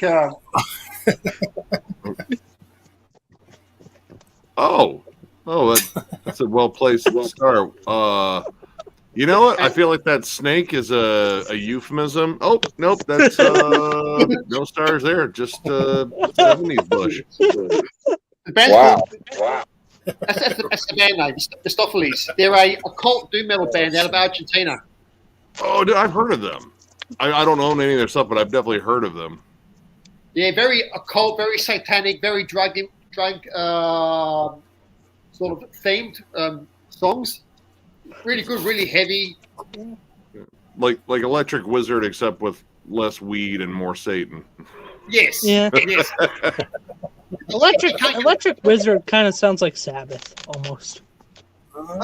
Sabbath Overdrive. I honestly like a lot of people shit on it. I like their first album a lot, like because that first album doesn't sound like all their super fuzz drenched stuff. Like Come My Fanatics, I think is fucking fantastic. I love that album. I'm not the biggest fan of Dope Throne though. Like Dope Throne it's a good album, but everyone just like, oh my god, it's like the greatest stoner doom album ever. It's like, is it? I mean, it's good. It's a good album. I mean, I My Fanatics, and I think Let Us Pray. I like anything by Electric Wizard. I think they're a great band. They're doing different styles. They're doing the heavy stuff. They're doing the Sabbathy stuff. Yeah, the Bloody Wizard album was definitely different. There was a lot of like kind of a fun boogie to those songs. Yeah, it was very 70s, very 70s sounding. Mm-hmm. Which I love, like I said, their first album, their debut, the self-titled. It's more like traditional doom metal, and I dig that fucking album. Another good band I like is Conan. Conan? Dude, those dudes fucking drone like man. Oh yeah. I love That's Conan. a good band. Mick Watkins' band. He has a good band. Wild Ride. Is that what it's called, Ben? Yeah, Wild Ride. Yes. Yeah. Yeah, it's a good band. Great speed metal. If you have an early traditional heavy speed metal band, traditional heavy metal. You come to now. You like traditional metal, Night, and Gala. Ryan's back. Frederick, when are you gonna buy a Holocaust record from Ben? Yeah. When they come out, I'm going to get one for sure. Me too. Yeah, me too. What's that? Yeah, me too. We were talking about I think Ryan's. What's that? I didn't quite hear. Ryan. That was breaking up. What? Oh, I'm sorry. Yeah, I hit my phone by accident. Ow. No, what are we buying here? They're from the Holocaust. Your stuff. Man. I was saying whenever a Holocaust CD comes out, Ben, I was thinking of buying one. Well, I'm pretty much trying to figure out how to what you do to get CDs pressed and shit. No. Like I don't know what I'm doing. I'm doing this all myself. So yeah. Ben, here's what you do. You just write some lyrics on some napkins and sell the napkins. Well, I think it cost you $1,000 to print 500 CDs. Really? Yeah, $1,000 to print 500 CDs. That's out of my price range. yeah. Or you could go to a label and get them printed through a label. Labels, yeah. But if you do it yourself, you need a grand, over a grand or over. Might be risky, but you could put some songs on the computer and then burn them onto a CD-ROM and do it that way. Yeah. I mean, yeah, you can still do it that way too. The old-fashioned way. Mm-hmm. And just print your LP covers on your computer, and then print them out on computer your LP covers. Okay, here's a question, Ben. How do you like your guitar, analog or digital? Analog. I like analog. I like the old-fashioned way. I mean, I prefer analog. It's definitely a lot harder. It's definitely a lot harder to record analog, but I still prefer it because it sounds more organic. Yeah, Mm-hmm. I agree. Plus, if you fuck up on a riff on an album, it'll either fit in the song or it won't. Right? True. You learn as you go along. Well, Mike, you go back to all those old '70s albums. There's plenty of mistakes in them albums, but I mean, us as listeners, we wouldn't know that. Yeah. Mike. What you were saying, Frederick? I got the same question for you. Drums, electric drums or normal drums? I like both. I can't complain. I like both. Nothing wrong with both. Or even drum machine. What about a drum machine? Well, I mean, if you go on my YouTube channel, I have a little. Oh, I'm sorry, Ben. I was talking to Frederick. Oh, I'm sorry, Ben. Oh, good. I'm good. Yeah, Frederick was asking me about drums. Well, I mean, I have acoustic drum video on my YouTube channel. I think I do a small tribal drum solo for like 26 seconds in Guitar Center. Then they make me get off and go on the electric drums. I'm like, grunt. Oh, Nick, you heard the new Wolf yet? The new what? Wolf. I've never been much of a fan of that one, that band. But no ballads. Yeah, I don't know. It's just it's one of those cheesy bands I just can't seem to get into. I've tried with like past releases, but yeah. Speaking of drummers, Nick, Frederick, John, Ben, what were you all guys' favorite drummers growing up? Dave Lombardo.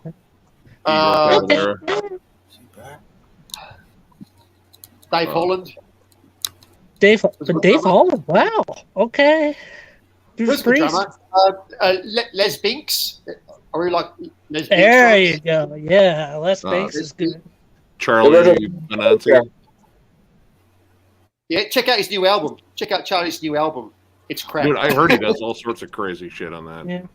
It's crap. And check out Kirk Hammett's new album. That's crap. I heard the YYZ cover he did with Skolnick and the bassist from Suicidal. Yeah. That was really fucking good. I was like, I mean, I know fucking Charlie's a solid fucking drummer, but yeah, he kind of surprised me there. Oh, they're not good albums.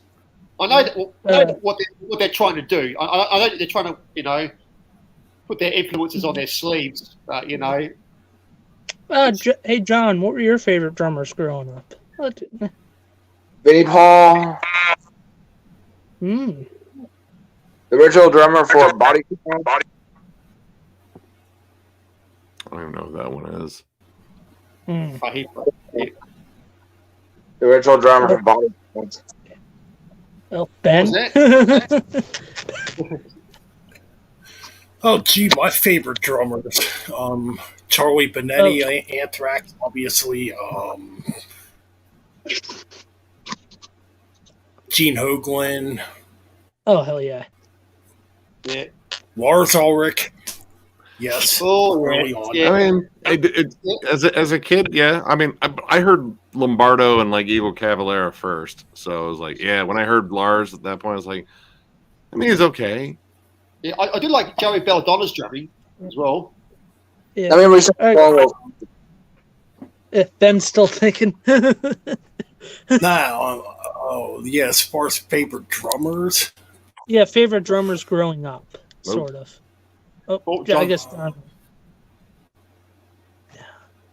AJ Piro, Twisted Sister. I know that sounds like an odd pick.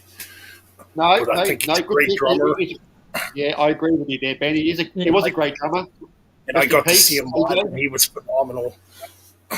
Well, currently. The guy did Bill Ward. Bill Ward. Oh, yeah, Bill Ward. Well, here's mine. Phil Rudd from AC/DC was the first drummer I ever heard. He's a great drum machine. Yep. I don't think anybody's a better drum machine than him. That's my beliefs. Some people shit on his drumming, but I think he's the greatest drum machine out of any drummers, I think. Like Keith Moon. I do like Keith Moon as well. I love Keith Moon. Keith Moon has the balls to play a drum kit without a hi-hat and just using all the fucking toms.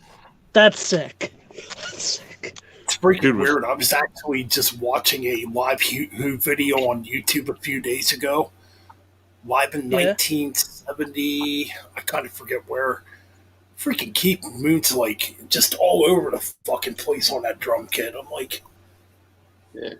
That dude was a wild man. Like that dude gave no fucks. Just was like, yeah, I'm gonna be crazy here. I'm gonna go walk around in drag and piss people off and smash pies in people's faces. I'm just gonna put cherry bombs on my bass drums, but I'm just gonna add some extra cherry bombs in it just for a special effect. Oh, look, a cymbal slashed into my arm. That happened to Keith Moon on live TV. He was like kind of unhinged. I also like Frankie Barley from Wasp, who sadly he rest in peace as well. Benelli, Frankie Benelli of Wasp. Yeah. Frank Beard, ZZ Top. Frank Beard from ZZ Top had Killer Pocket thing going on ZZ Top. Yeah, ZZ Top.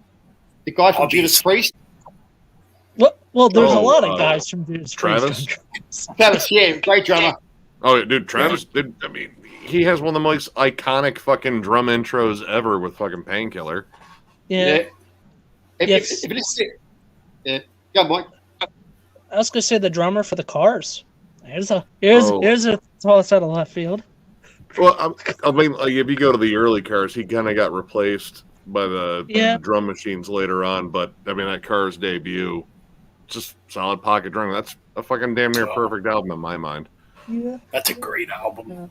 I've been listening to it since I was probably so young I didn't know exactly what music was, but I knew I loved that.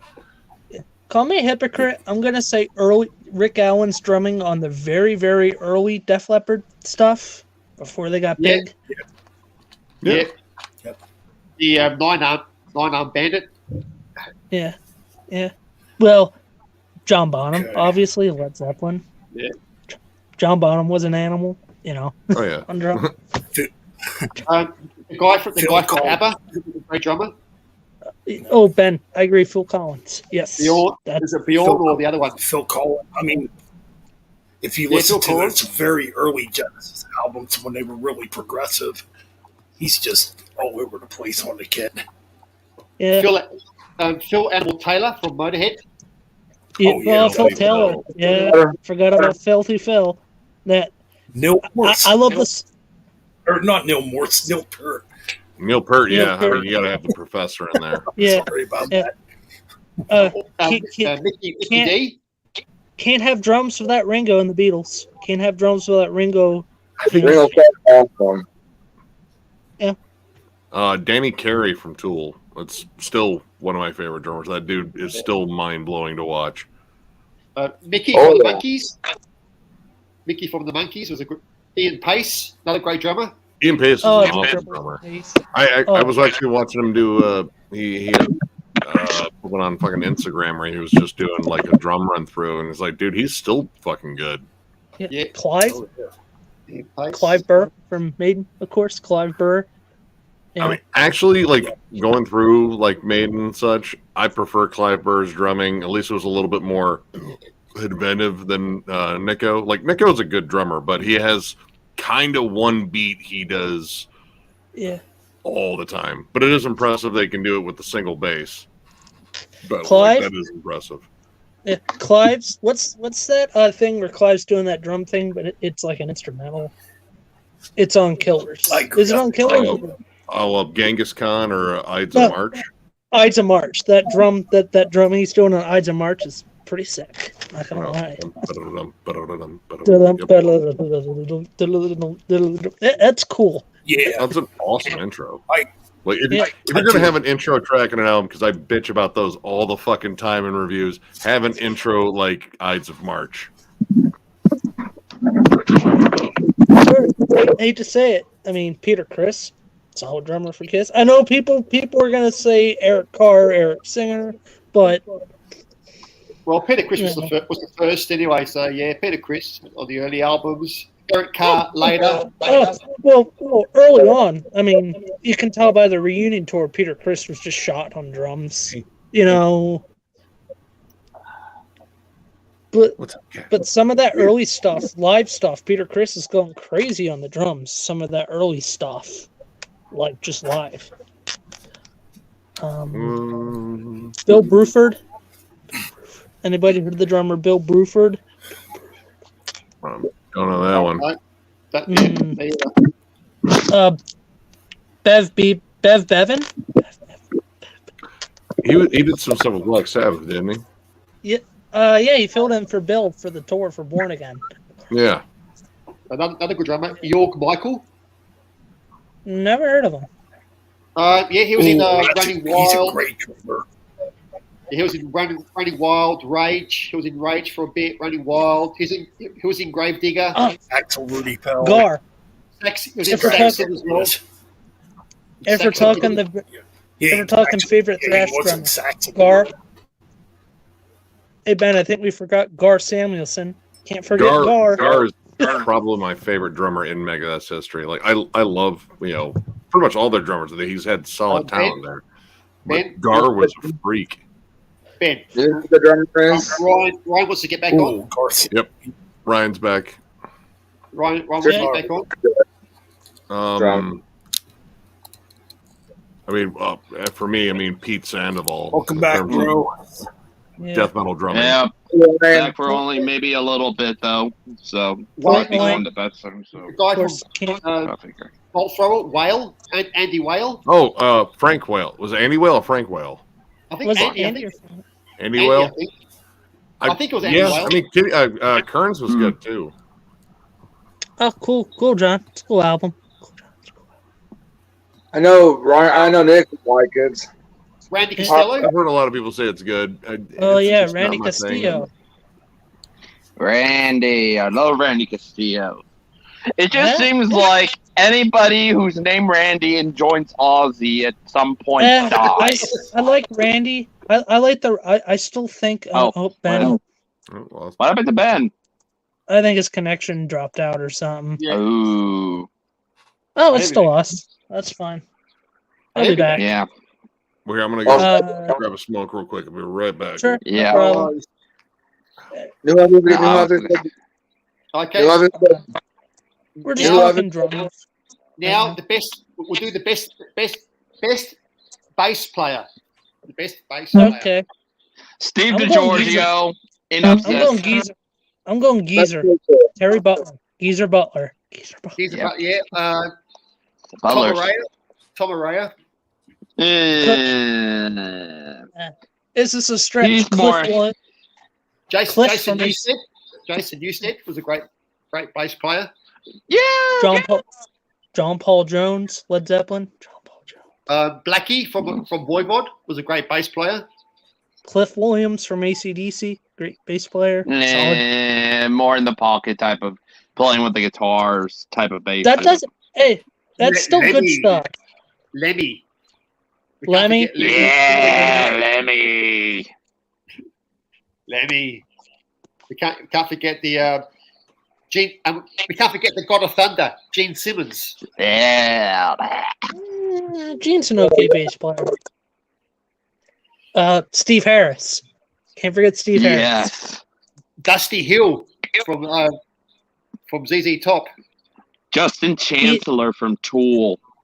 Ian Hill from Judas Priest. Yet another him playing with the guitars every single riff all the time type bassist.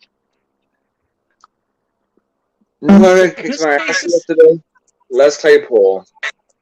Yes. Let's Yes. people. Cliff Burton. Ha! Suck it. Yes. Yes. Rob Hey, Trujillo. Hey, Ryan, remember the other night we were talking about what I was talking about I would love to see if it happened? Yeah. Vinnie Paul, Dimebag, and Les Claypool working together. Who'd be the vocalist? Oh yeah, Les Claypool. He can do vocals. There's Ben. Here comes Ben. He's I'm back. back. Or Dimebag did the same thing. Internet's being Yeah. slow. We're talking Yeah. bass players. I Yeah, just bass mentioned players, Cliff Burton. You know. Oh, we're talking bass players now. Okay. Yes. Let me think here. I would say probably. Oh, geez. Oh, I'm trying to think of his name. It's a very weird name. He played in the Scorpions. Oh, You got to think of this. You got to think of the '70s playing though. Francis Bacote. It's a weird name. Yeah. I mean, he was on like the albums like Blackout and Love at First Sting, but he played on them '70 Yeah. albums too. Yeah. Starting with Fly to the Rainbow. Yeah. But he did I some meant- really fucking crazy bass lines on his early albums. Yeah. yeah, Billy Sheehan, yep, Christopher. Billy Sheehan was a good bass Yeah, player. Billy Sheehan. Yes. He's The a good. bassist- He's a great bass player now. Yeah. Fuck, I would Winger? even say Gene Simmons. Oh, yeah, Yeah. Especially We said early Gene. on, Gene was playing some great bass lines back on those you know, early Kiss hey, albums. Oh, I was gonna mention a Kiss album bass line, Ben. A War Machine. That bass line Gene does in the beginning. Yeah. On But, Creature of the I'm Night. thinking- Bum bum bum bum bum bum bum bum bum bum down dun dun dun What about But I'm Winger? thinking, the album Hotter Than Hell. Going Blind, he plays a really great bass line in that track. Yeah. Gene does. Whoever's a good bass player. Oh, I- the bass intro to 100,000 Years. Dun dun. That's a cool bass riff. Yeah, that's a killer track. Anybody listen to Night Demon before yet? I've been actually wanting to learn that song. Should I try Night Good, Demon? good. Night Demon's a killer, man. What a killer band. I know, I like the bass player. You know, He's doing his own job. I didn't mean to say this, but Another great bass player was Robert Triglio from Robert from Trujillo. Yeah, I mentioned Paul it. McCartney's a great bass player. Yeah, great bass player. Cliff Williams from AC/DC doesn't get much credit as a bass player. But he has some cool little bass licks. True. I mentioned about him. He's more of a. He is more of. He and Ian are pretty much bassists that play with the guitars every single riff all the time. Cliff the rhythm was in a guitar, band obviously. before AC/DC. Was it called Bandit or something like that? Something like that. Cliff was in a band before AC/DC. And Cliff is doing some stuff in that band on bass. It's not AC/DC. Yeah, but but there's a difference between that band and AC/DC. AC/DC has a certain way, and they can have you know the bass stand out because Angus is the show.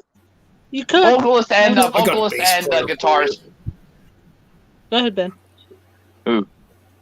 Frank Bello, Anthrax, great bass Oh player. yeah, Frank is underrated. Steve Harris in the early days. He Very was underrated. good. Yeah. Dude, I would say fucking definitely. Danny Lilker too. Danny Lilker's a fucking road dog. No, He is. another great And bass player. And he's back in Nuclear Dusty Hill. Assault. Well, it seems I think Nuclear Assault's going to run its course. Even he said, like I guess in a recent interview, it was like, yeah, man, we're getting old. You know, it's kind of tough to do this. Like he retired for a while there. Like he's like, yeah, I'm just kind of done with the whole music scene. Like I think it was after Brutal Truth broke up. But it sounds like he's talking about retirement again. Like, I mean, he might be serious. Like, the dude spent his entire life pretty much on the road, fucking working. Yeah. All right. Since you're talking bass players, I got to meet him, actually, Danny Lilker. Cool. Dude, he seems like he'd be a cool when I dude. saw Napalm Death and Exodus back in 2000, he was really cool. Mm-hmm.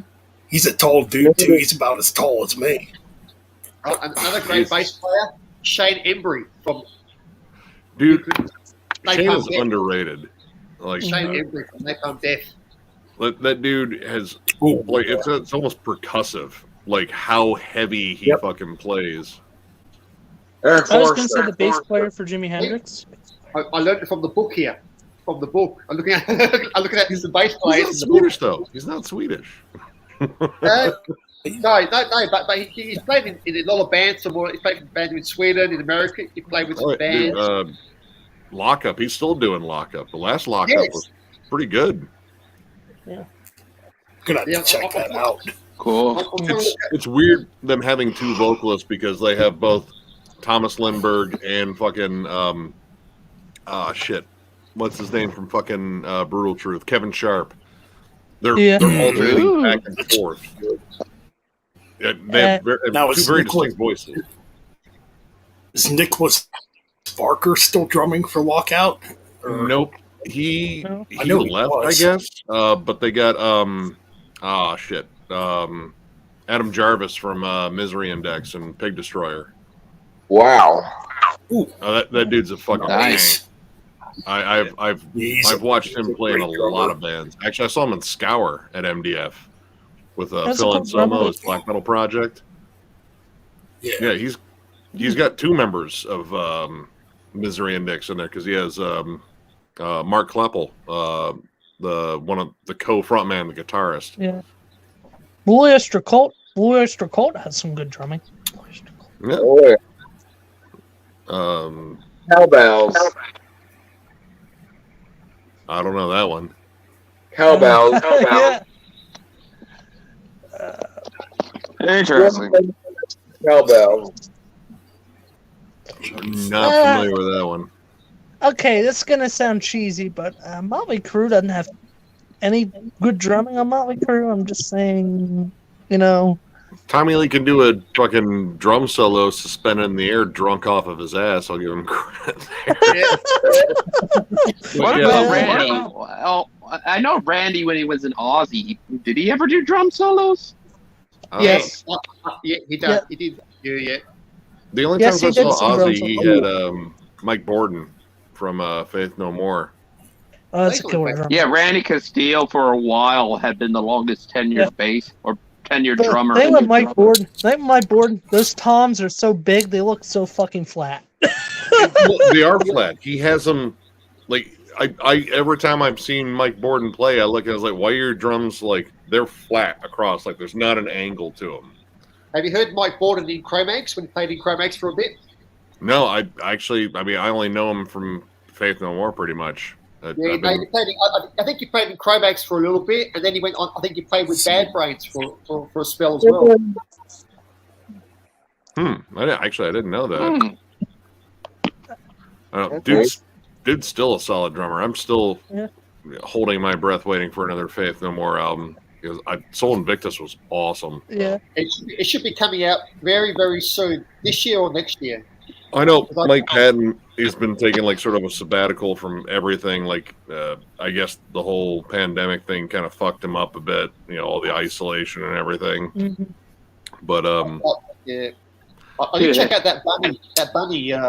Page. Dude, it's so good. I need to buy. I checked it out online. A couple of songs. That was fucking awesome. Great thrash metal album. It's fucking amazing. Raging Wrath of the Easter Bunny demo. Oh yes, that freaking It's so album good. is amazing. Dude, If I wouldn't have got it so late in 2020, it would have been my number one album. It was It's that mine. good. It's so fucking good. It's freaking great. Scott Ant's playing like the thrashiest riffs. They're obviously not his riffs, but he's playing the thrashiest shit he's played since Among the Living. It's great. Yeah. Oh, dude, dude, I did not know fucking Trey Spurance could fucking shred his balls off like that too. Like that, Trey's an odd guitarist. Right, but I wouldn't have known that either, to be honest. The drummer for Gojira is pretty sick.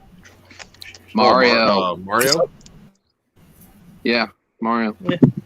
Yeah, but no, back to that album. I was watching. I remember watching an interview on YouTube with Scott Ant about playing the rhythm guitar tracks on that live video. Anyways, playing the rhythm guitar.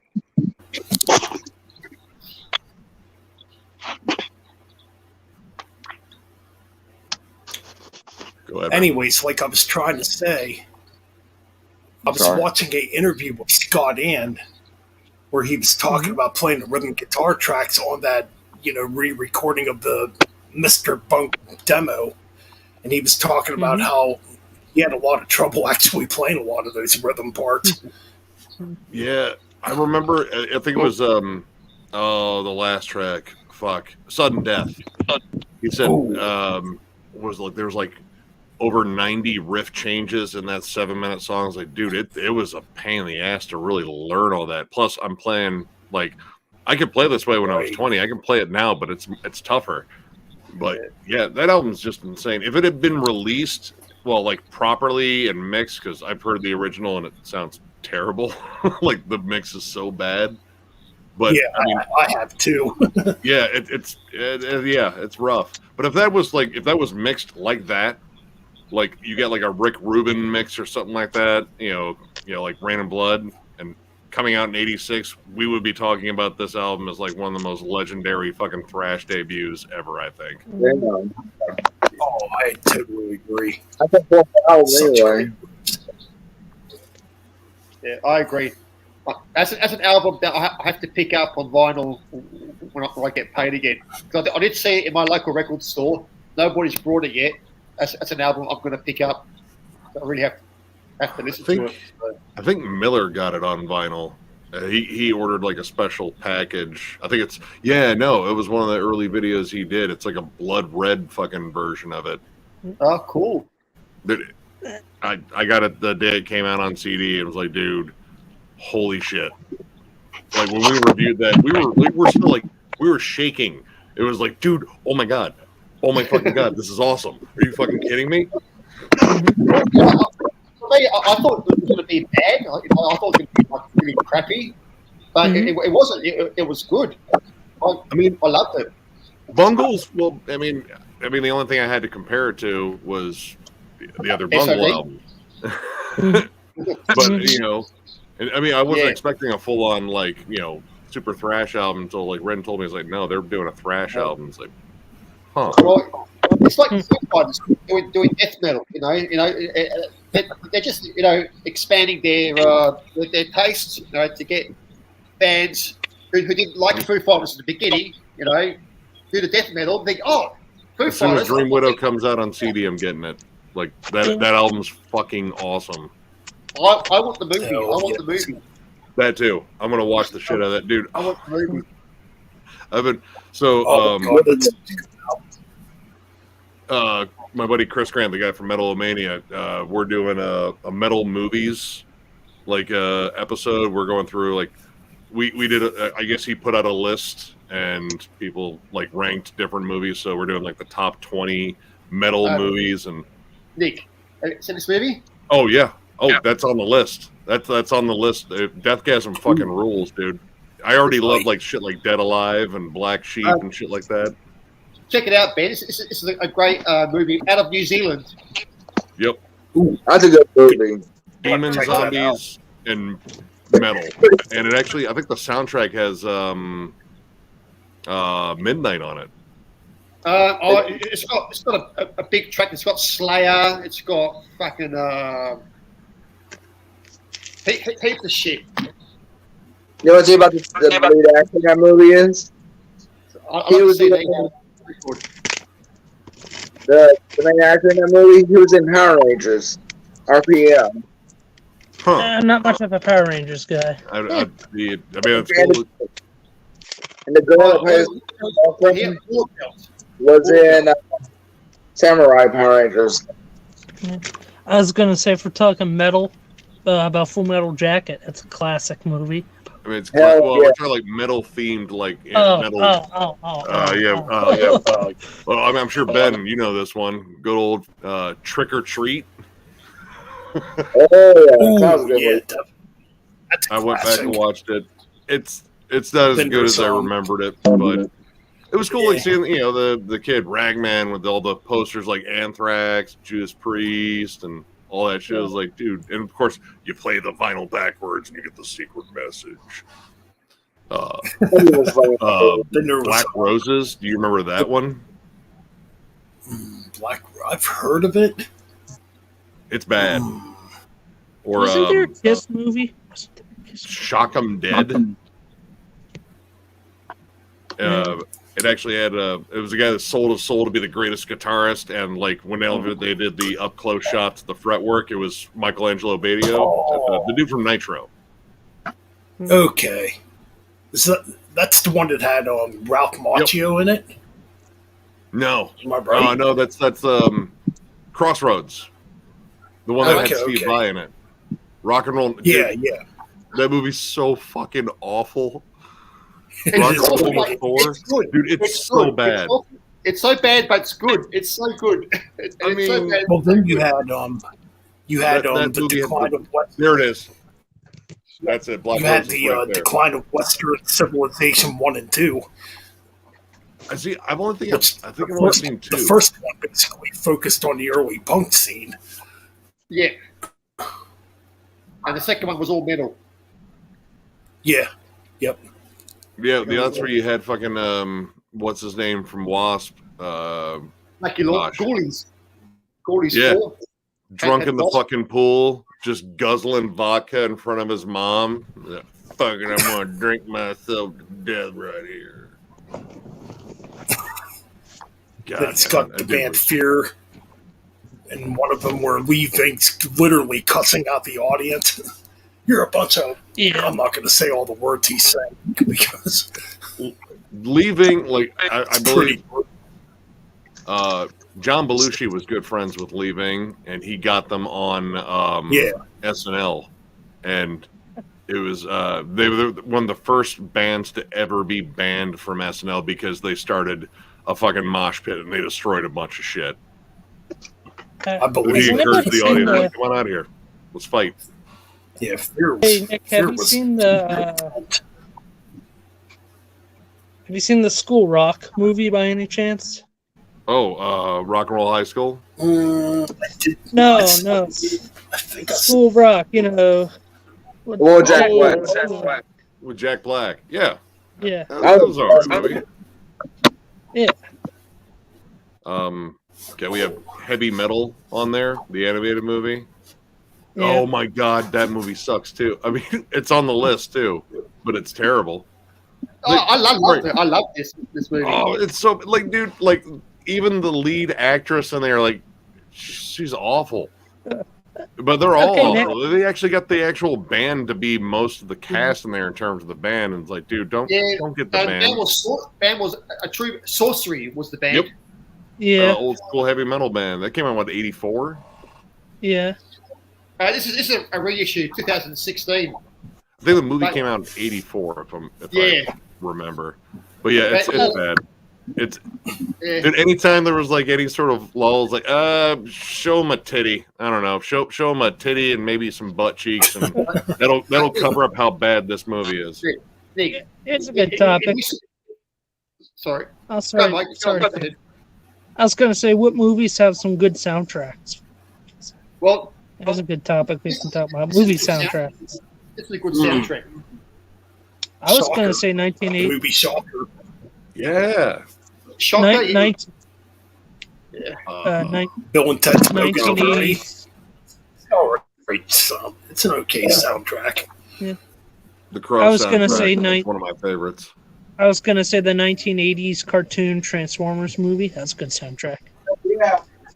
You get the touch. Yeah, I know that. I know that movie very well. I think I've shared that story on the channel. Aliens. I'm going to say the Alien and Aliens. I know, sound weird, but that soundtrack's kind of... Well, that's like more of a movie score than a soundtrack. Yeah, the Spawn soundtrack. That was a good soundtrack. I like that one. Yeah. I had to send some movie. That is the best soundtrack ever. Hell yeah, Gin Talk. Smokey and the Bandit soundtrack. That is the best soundtrack. You can't beat Cheech and Chong. Anything Cheech and Chong soundtrack, you can't beat. Yeah, that's true. The original Heavy Metal soundtrack. I love that fucking soundtrack. Yeah. Oh, that's a good one. Boogie Nights. Classic. I know. That's classic. The original Star Wars soundtrack was John Williams. Yep. John Williams was, well, I mean, he's retired now, so you can say was, but man, that guy scored every fucking giant movie. Yeah. John Williams did the first Harry Potter soundtrack. He only did.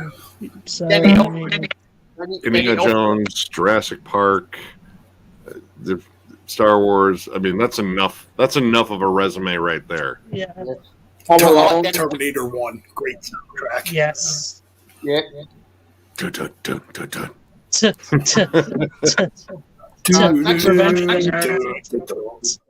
You can't forget Maximum Overdrive, AC/DC. Oh, yes, Maximum Overdrive. They had AC/DC doing Maximum Overdrive, yeah. Well, who made who, yeah. Yeah. It's pretty much and that. Also, Iron Man, I think Iron Man 4 or 3 with AC/DC. It was 2, Iron Man 2. I remember seeing that when it came out, and I never bought it. I'm like, I already know these songs. Why do I want to buy this? Yeah. I don't know. When I looked for soundtracks, I looked for stuff that I was only going to find on that soundtrack for the most part. Yeah. Trying to think. Last Act. Yeah. Last Act. Yeah. Oh, fuck. What the hell have I? Yeah. That's a really long track. Angry Again. Angry Again was on there. Yeah. Oh, yeah. The Scorpion Anthrax. King. It's a cover track. The Scorpion King actually had some pretty good songs. Admittedly, that Mushroom Head song on there is really fucking good. I really love the Godsmack. You know, I got real tired of that song. Yeah. It was on the radio so damn much. The Streamline song by System of a Down was really good.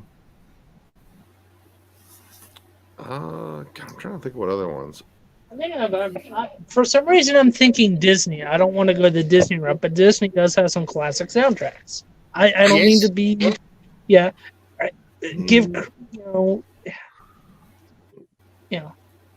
come on, Even I'm a metalhead, and come on, even I'm a metalhead, and I have one Disney CD that I have from my childhood that'll still pop in once. I mean, every 10 years. I have one Disney soundtrack that I absolutely love, but it's mostly one band. The Tron Legacy soundtrack. It's all Daft Punk. Oh, okay. I have one for Disney, and that's Robin Hood, which I got when I was a kid. I think I have 2 Disney CDs my grandma gave me when I was little. Like, she gave me a full soundtrack of The Lion King, which, okay, that's a good soundtrack. A Tarzan soundtrack. You guys want to be interested about that? That's about as nice as I'll get about Disney. So, but what's up, Joe? You can't forget Star Wars. Star Wars is Disney. Well, now it is. No, it's not. Star Wars is not Disney. It will never be Disney. Just no. Wait, dude, I'm actually gonna dip out because I was up late last night, man. I went to go see Obituary in Cleveland, and I'm still fucking dragging ass. Oh, dude, Obituary killed. So did 207 wounds and fucking gruesome. That's the closest you're gonna get to fucking death. Fucking Matt Harvey. But yeah, I'm gonna. What's up? There was about Daft Punk's necklace. Which one? Daft Punk's. You know who made the mask for them? No. The guy he did the design for the Blob for the remake. Oh, I'm gonna step out too, Ben. I'll catch you all guys later. I'm gonna go to bed. Yeah, I love that remake. That's a solid fucking movie. All right, All right, thanks for joining me later, man. Later, man. Later, bro. Then it's down to the 3 of us. Okay. 100% true. What the fuck? Top left dude is. Is that a true account or? Got to see yet, Frederick? E-Force. I've heard the name, but I haven't heard the music. Imagine a blackened. It's definitely the blackened metal version of Boy Boy. Okay. Then it'll be something up my alley, yeah. Now I've listened to that. I haven't listened to them in a while. No, I've heard the name E-Force. before. Eric Forster's awesome. E-Force is kind of like a thrashier voivod. Oh, that's cool. how I would describe it. Yeah, like a thrashier voivod. I do like both thrash. If you like rhythm guitar, on this new one, it's heavy on the rhythm guitar, because Eric Forrester in their lead guitar and their other rhythm guitars. Okay. It's heavy on this. Yeah, but wow. I know Eric Forrester. Yeah, he's been in a few bands. He was my favorite era Voivod. Cool. I'm not the biggest Voivod fan, and I only say that because I haven't listened to all their albums. Obviously, War and Pain is fucking killer. Classic debut, very punky and fast. Roar is a great album. Yeah, Killing Technology, good. After Killing Technology, I kind of didn't really listen to much of their albums. In between, I did. Those Eric Forrest albums, though, I think are very, very underrated. They are, yeah. They were back into their, sort of the thrashier side of things. Yeah. Kind of like, and that's kind of like what Yeah, and that's kind of like what E-Force sounds like that thrashier era of Voivod when he was in the band. He kind of took that over to E-Force. Yeah, Voivod is a band that's it's a band that you either love or hate. If you listen to their thrash, their really brutal early LPs, and then you go up to their more proggy, it's one of those bands you're thinking, oh, do I like her? Do I not? Do I don't like her? It's one of those bands that right, very hard to like or dislike. But I like Voivod. A couple of albums that probably were a bit too whippy, like the Outer Limits and I think Angel Rat were very commercial, too commercial. But they are good albums, But they're good albums, and their new one, I heard their new one in my local record store, and I thought, "Fuck, this is good." They're getting back to that thrashy side of things, but still being prog as well. Yep, gonna have to check that out too.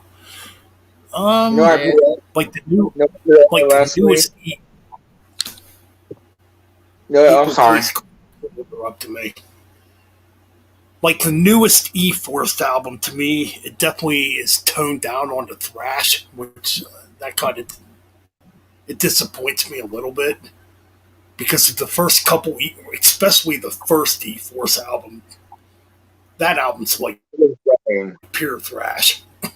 Yeah, I've heard the name band, but I haven't heard their music. Or probably I have heard their music, but I never clicked with me.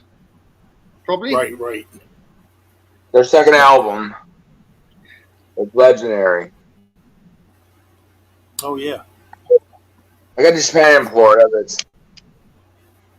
Yeah, no, there's a lot of music that I've sort of listened to, but I can't think of. I can't remember the name. But I've heard the songs. Sort of the kind of flips over my head. Oh, Mo Ben, I pre-ordered the new Haunted CD. Would you order? I pre-ordered the new Haunted. Oh, the new Haunt. Yeah, I already ordered it. Haunt's got a new CD coming out in July. It's going to be shipping out on July 1st, and I already pre-ordered it, so hell yeah. We got another new Haunt album. It'll be good. Oh, new CD. Every Haunt album's good. New House come out, new CD. I want to get. It's gonna be a band, right? Bellalore has a new one coming out. Who? Bellalore. Just look at comment in the chat here. 100% true. Top lip dude, is that his real voice, or does he sound natty awesome? No, I suck.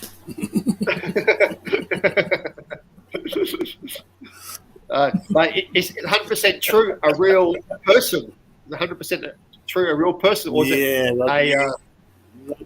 that's definitely a troll account, but whatever. They're gonna come. Whatever. Doesn't matter to me anymore. Let them come. Yeah, hey, man, it gives you more. These people are so dumb that they just keep giving you more exposure when they comment and make fake accounts and sub to your channel. So whatever. It's one way to look at it. It's a positive way to look at it. Yep. Well, there's an old because saying. They're not on camera doing the same fucking thing that we're doing. True. That's true, yeah. Have you heard that expression? If you build it, they will come. From that movie, Field of Dreams. Let them come. If you stream, they will come. Oh no, Ben! I probably on that new other YouTube channel place that I don't know what it's called now, but the one that Ryan recommended to me earlier. I don't know what you call that channel. Band? No, Ryan recommended me this one app on my phone. It's kind of like YouTube. Utreon? I don't know that. Yeah. Nutrion? I'm on there now. Yeah. I got a Nutrion, but I don't use it. It's a complicated app to use.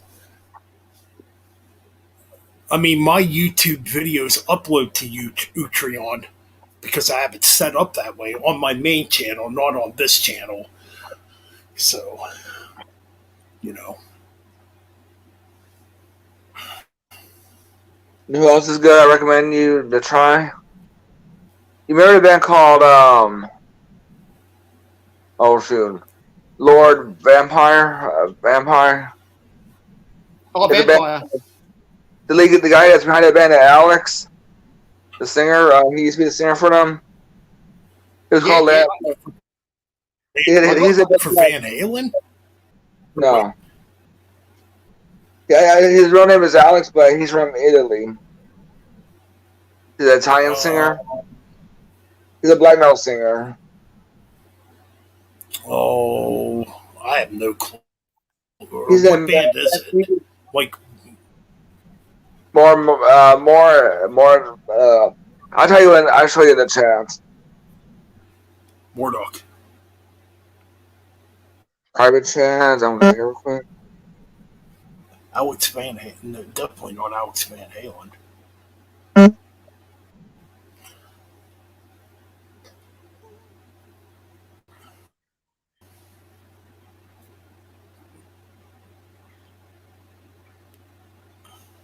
I do know there is a band called Vampire, but Look at the private chat.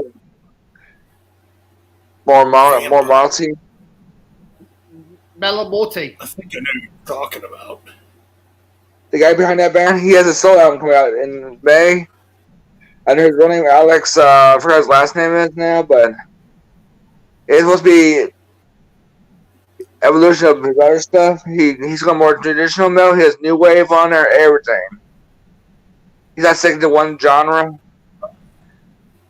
Nice. Cool. His last CD with that one band of his right now. He has out right now.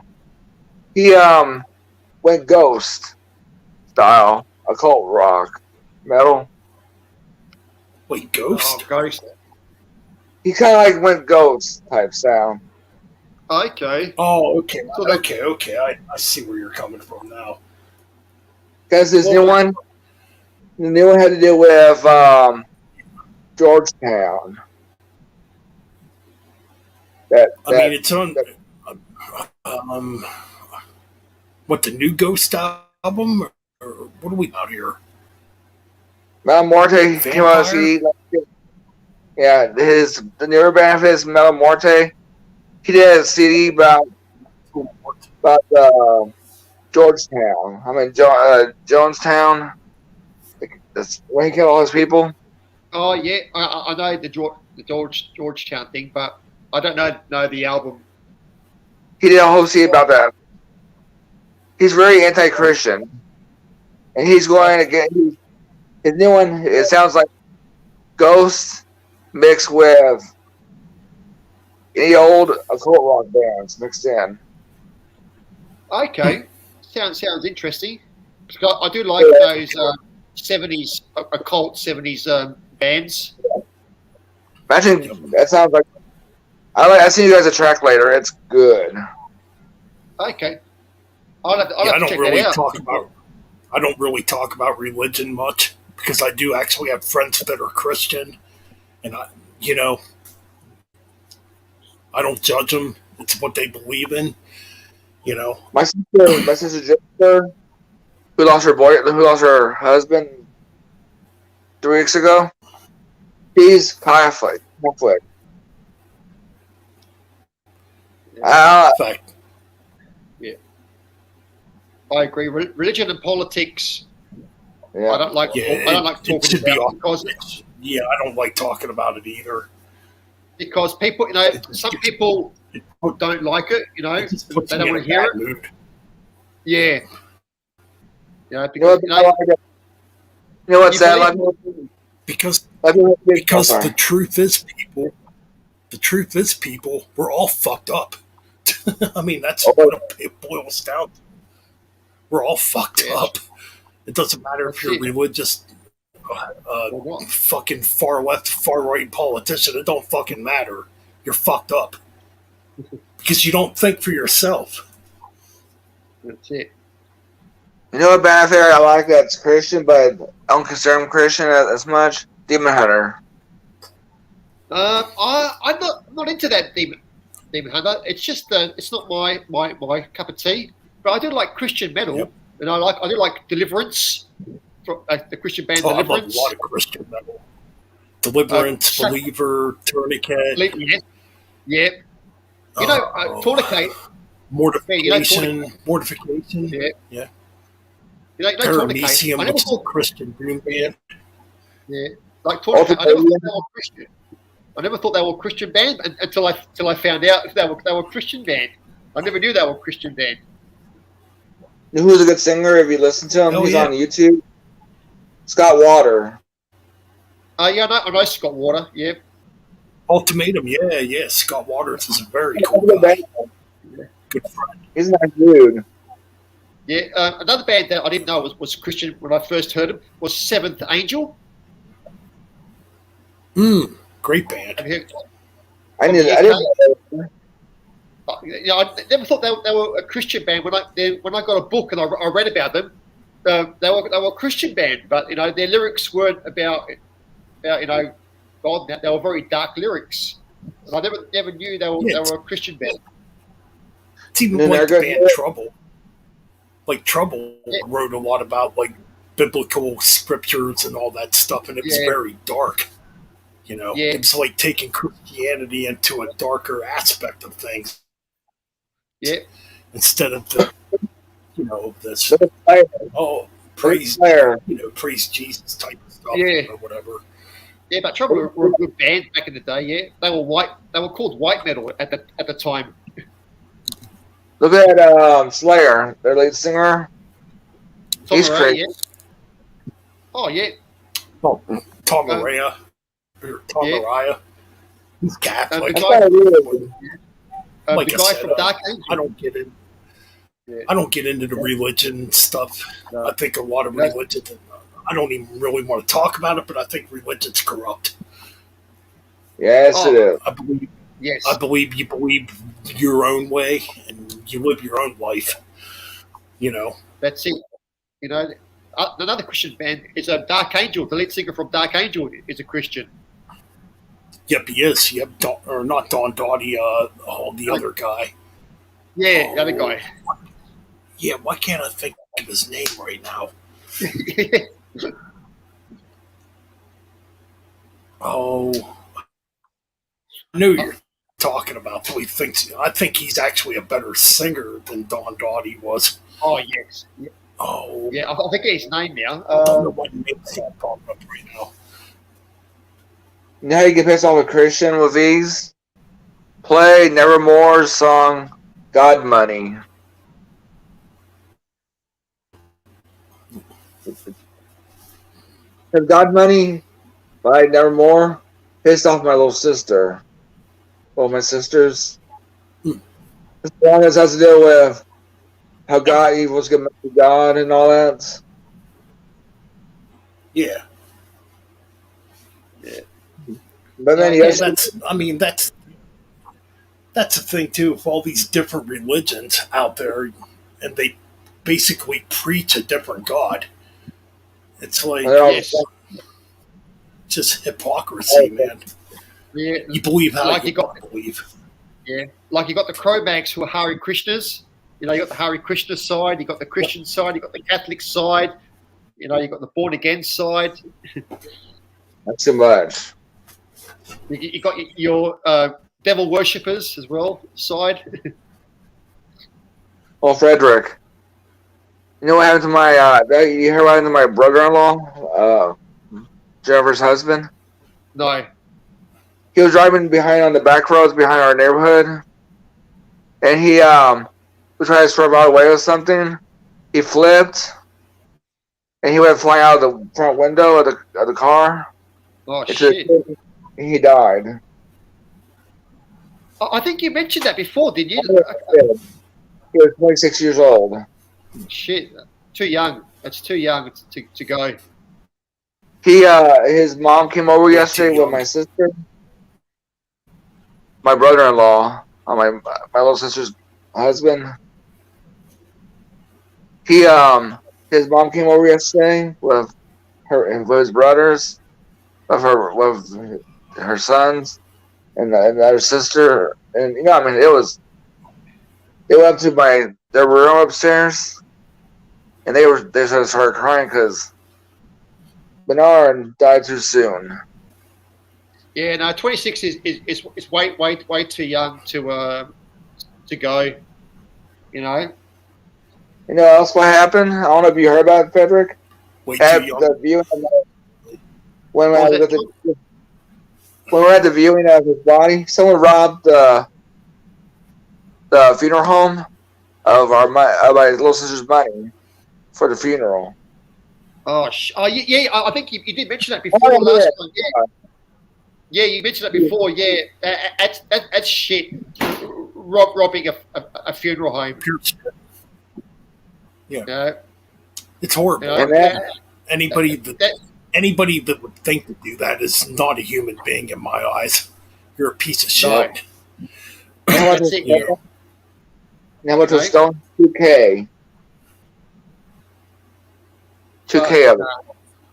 Nah, because I do remember one time I saw on the news there was a funeral here in Australia where one of the security guards stole money out of the money box that people donated for the funeral, and I thought, what a scumbag! You know, you fucking stealing money. Pure scumbag. You know, you're stealing money from somebody who just. Yeah, it's like you care more about money than somebody that passed away that left their family behind. It's like, what kind of human being are you? Yeah, no, you know, it's like, fuck you, man. Get the fuck off this earth too. Yeah, no, I would never fucking steal money from a funeral home or steal money in any form, you know. But you know, fucking, if you want money, get a job. You know, work for it. You know, don't get a job. Steal it. You know what's sad at the viewing? His first girlfriend of his, who's also named Jennifer. He had a son with her. And except for he never saw his son at all since the day that he was born. His ex-girlfriend won't see her son. See his son at all. His son's like 7 years old now or something. He'll never know who his dad is. John, did your brother-in-law have a favourite song when he got buried? Did he play his favourite song at the funeral? It was a Christian song. Was it? I forgot what it was, but I was trying to block it out. Okay. Because you know, if I was going to pass away, I would want a good song, you know, like a good metal song, to be played at my. You know what song I would use for my funeral? God Money by Nevermore. That's a good people. Good choice. I'd probably pick a Striper song. You know, pick a song from Striper. Oh, Striper, man. Oh, Striper is so awesome. Such a great band. Yeah. A lot of great songs. Yeah. I mean, a bit cheesy sometimes. What's he? I've been on that band. What's going on with their the one that got that tumor?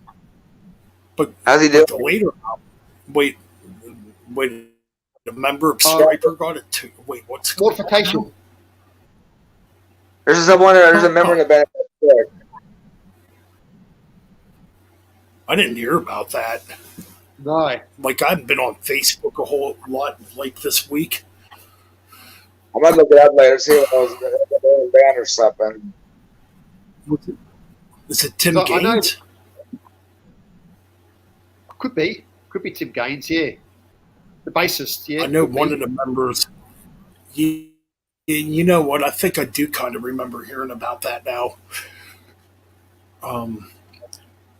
But as far as like Striper goes, I think their new material is actually controversial here to a lot of people. But I think the newer Striper albums are actually better than the older Striper albums. Yep, They're a bit heavier. I mean, especially the album. Yeah, especially the album Fallen. That's a great album. That is a great album. I love that album a lot. Yeah, but like you said, all the new material all the new material is good. It's heavy.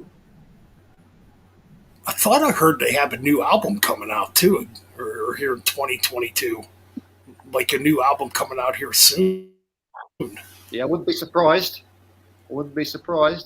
I'm gonna have to research that one again. Yeah, I think they've been like really consistent since they came. Came in early. And Michael Sweet's pushing 60 and still sounds that good. Yeah, I know. It's like, I think it's Oz Fox is a great guitarist as well. Oz Fox. Oh, damn. Who has good musicians? Really good guitar player. Yep. Cycle Stick members. I don't know that band. Yeah. Cycle Stick is a humorcore band. They're kind of like a Weird Al of metal. Oh, okay. Psycho Stick, yeah. Great musicians too. I have no idea about their new album that came out. It was coming out on April 15th. But they came out early. But good. Yeah. I'll have to check it out. It's good. You're like me, man. A lot of records that I want to check out. But so many music that's out there I want to check out. So little time. It's like I mean that's the thing, man. Us as music fans, we never run out of stuff. Okay. Like heard around something new's coming out, or we're finding something from the past that we didn't know about. There's plenty of music out there, and I just feel bad for these people who are like, "Oh, music sucks. There's no good music no more." Open your fucking ears, open your fucking minds. There's plenty of great music out there. Oh, there is. I ordered a Kate Bush album the other day. Awesome. Yeah. You like Kate Bush? Nice. Yeah, Wait, I got one of her. Yeah, I got one of her albums coming, in for me. So because I like that song, "Wuthering Heights." That song, "Wuthering Heights," that she sings. He also does things about he's also heavy rock, and he also does pop music a little bit. Graham Bonnet. Yeah. Well, I'm going to mention that real quick. I mean, I'm actually going to do a separate video on this because I've been thinking a lot lately. Like, we're metalheads. We're hardcore metalheads, but a lot of hardcore metalheads like other stuff too, I listen to like me. I like a lot of 70s prog. Yeah, me too. I love that 70s stuff. I like a lot of 70s prog. I like a lot of 80s synth pop too. I definitely don't talk about it, but I do like a lot of 80s synth pop too. As far as like what's coming out today, I don't really care for much. I just can't get into it. I do think a problem in the metal community. Tom McDonald's good. Wait, what's that? Tom McDonald? But no, who? Tom McDonald. He's a rapper, but he's a Republican. You're talking about Tom McDonald. He's awesome. Yeah, he's pretty. I actually do like his stuff. He tells the truth. Entertaining, it's like truth rap. That makes sense. Truth rap, but no, it's like, it's a different kind of rap. So, Ben, you were saying about the music, about the 70s stuff and that other stuff that you like to listen to? '70s stuff. I like a lot of classical music too. I like songs from the music from the I 20s. like old school blues music. I like. Oh yes, blues is awesome. Especially the early, especially like the early blues from the '40s and '50s. That stuff is so good. Yeah. What about you? Like country too? You like? I know you like a bit of country as well. A little bit of country. Oh yeah, I love country. Dude, I love country. Yeah, me too. That's pretty much Especially what I grew up on before like, really getting into music was like the early country artists. You know, my Pat used to play in the pickup truck when we'd go riding on Sunday mornings to pick up the, Sunday morning newspaper and going to see my aunt. In the mornings, we'd have some old school country playing in the vehicle. Yeah, and I love that old stuff as well. Yep. But this new country music that it's coming out, I don't really particularly like. It's horrible. I don't care for it either. Yeah, I don't think it's really country. It's more rock. It's not really country in my ears. But I don't know about what other people think about it. But to me, it's more rock, not country. I don't know what to call it besides crap.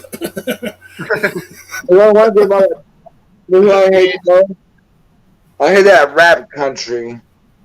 Oh, that's fucking horrible. Yeah, I don't like that either. That country should be from the people that are like the worst fucking people on the planet.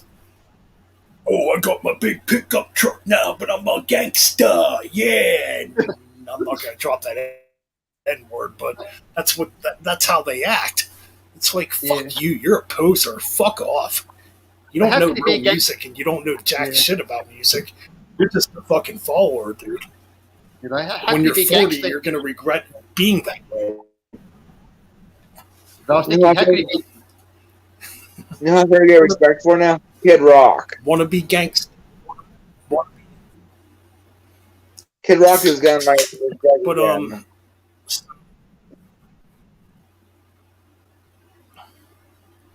I'm just trying to think of, we're talking about like other styles of music we like, or what was I trying to say here? I think I was trying to get a point to metal elitism, in a way. I don't like metal elitism. There's definitely a lot of elitist. Like, there's definitely a lot of elitists in metal who are like, oh well, it's got to be one thing or it's fucking garbage, dude. And I used to be a fucking elitist. I know this. Me too, but I used to be like, oh yeah, it's not like fast at 1,000 miles per hour and about Satan and fucking whatever. I'd be like, yeah, your fucking music sucks. But now that I'm in my fucking 40s, so, and obviously I know music, so there's a lot of different styles of music I like too besides metal. But metal's still number one. Yeah. The styles of music I like definitely come from the past. Yeah. Like there's not much modern shit I like now. I don't think there's nothing modern I really like nowadays. No, you're like me, babe. Like I'm in my 50s, and I do like the older stuff as well, like you do. Like I do like my Elvis Presley's. I do like my old country stuff. I do like my old, those 80s bands from the 80s. I still like some of that stuff, But like for you, like with me, heavy metal is my number one music that I lean towards. I'm sorry. My mom and dad got the new Dolly Partner CD. Have you heard the new Dolly Partner yet? Good old Dolly. It's like when I'm writing my music. It's like who? Dolly Partner. Good old Dolly Partner. Dolly Parton. Is that what he's saying? Yeah, her new one. Yeah. Dolly Parton. Oh yeah, I do like Dolly Parton. Yeah, she's great. She's still going strong. She got a new CD out this year. You know the shocking part about the new CD is about her? About her new CD? Is that how, you know how they always have those guest stars? She has a new CD out, and it's nice about it. Everything's written by her. There's no co-writers or anything. It sounds like old Dolly from the 60s and 70s. Yeah. You know, she still She's sings. still going strong. Yeah, she still sings the old style. She's got that old style vibe in her music, but she adds a bit of the modern stuff in there as well to mix it up, you know, for the younger generation.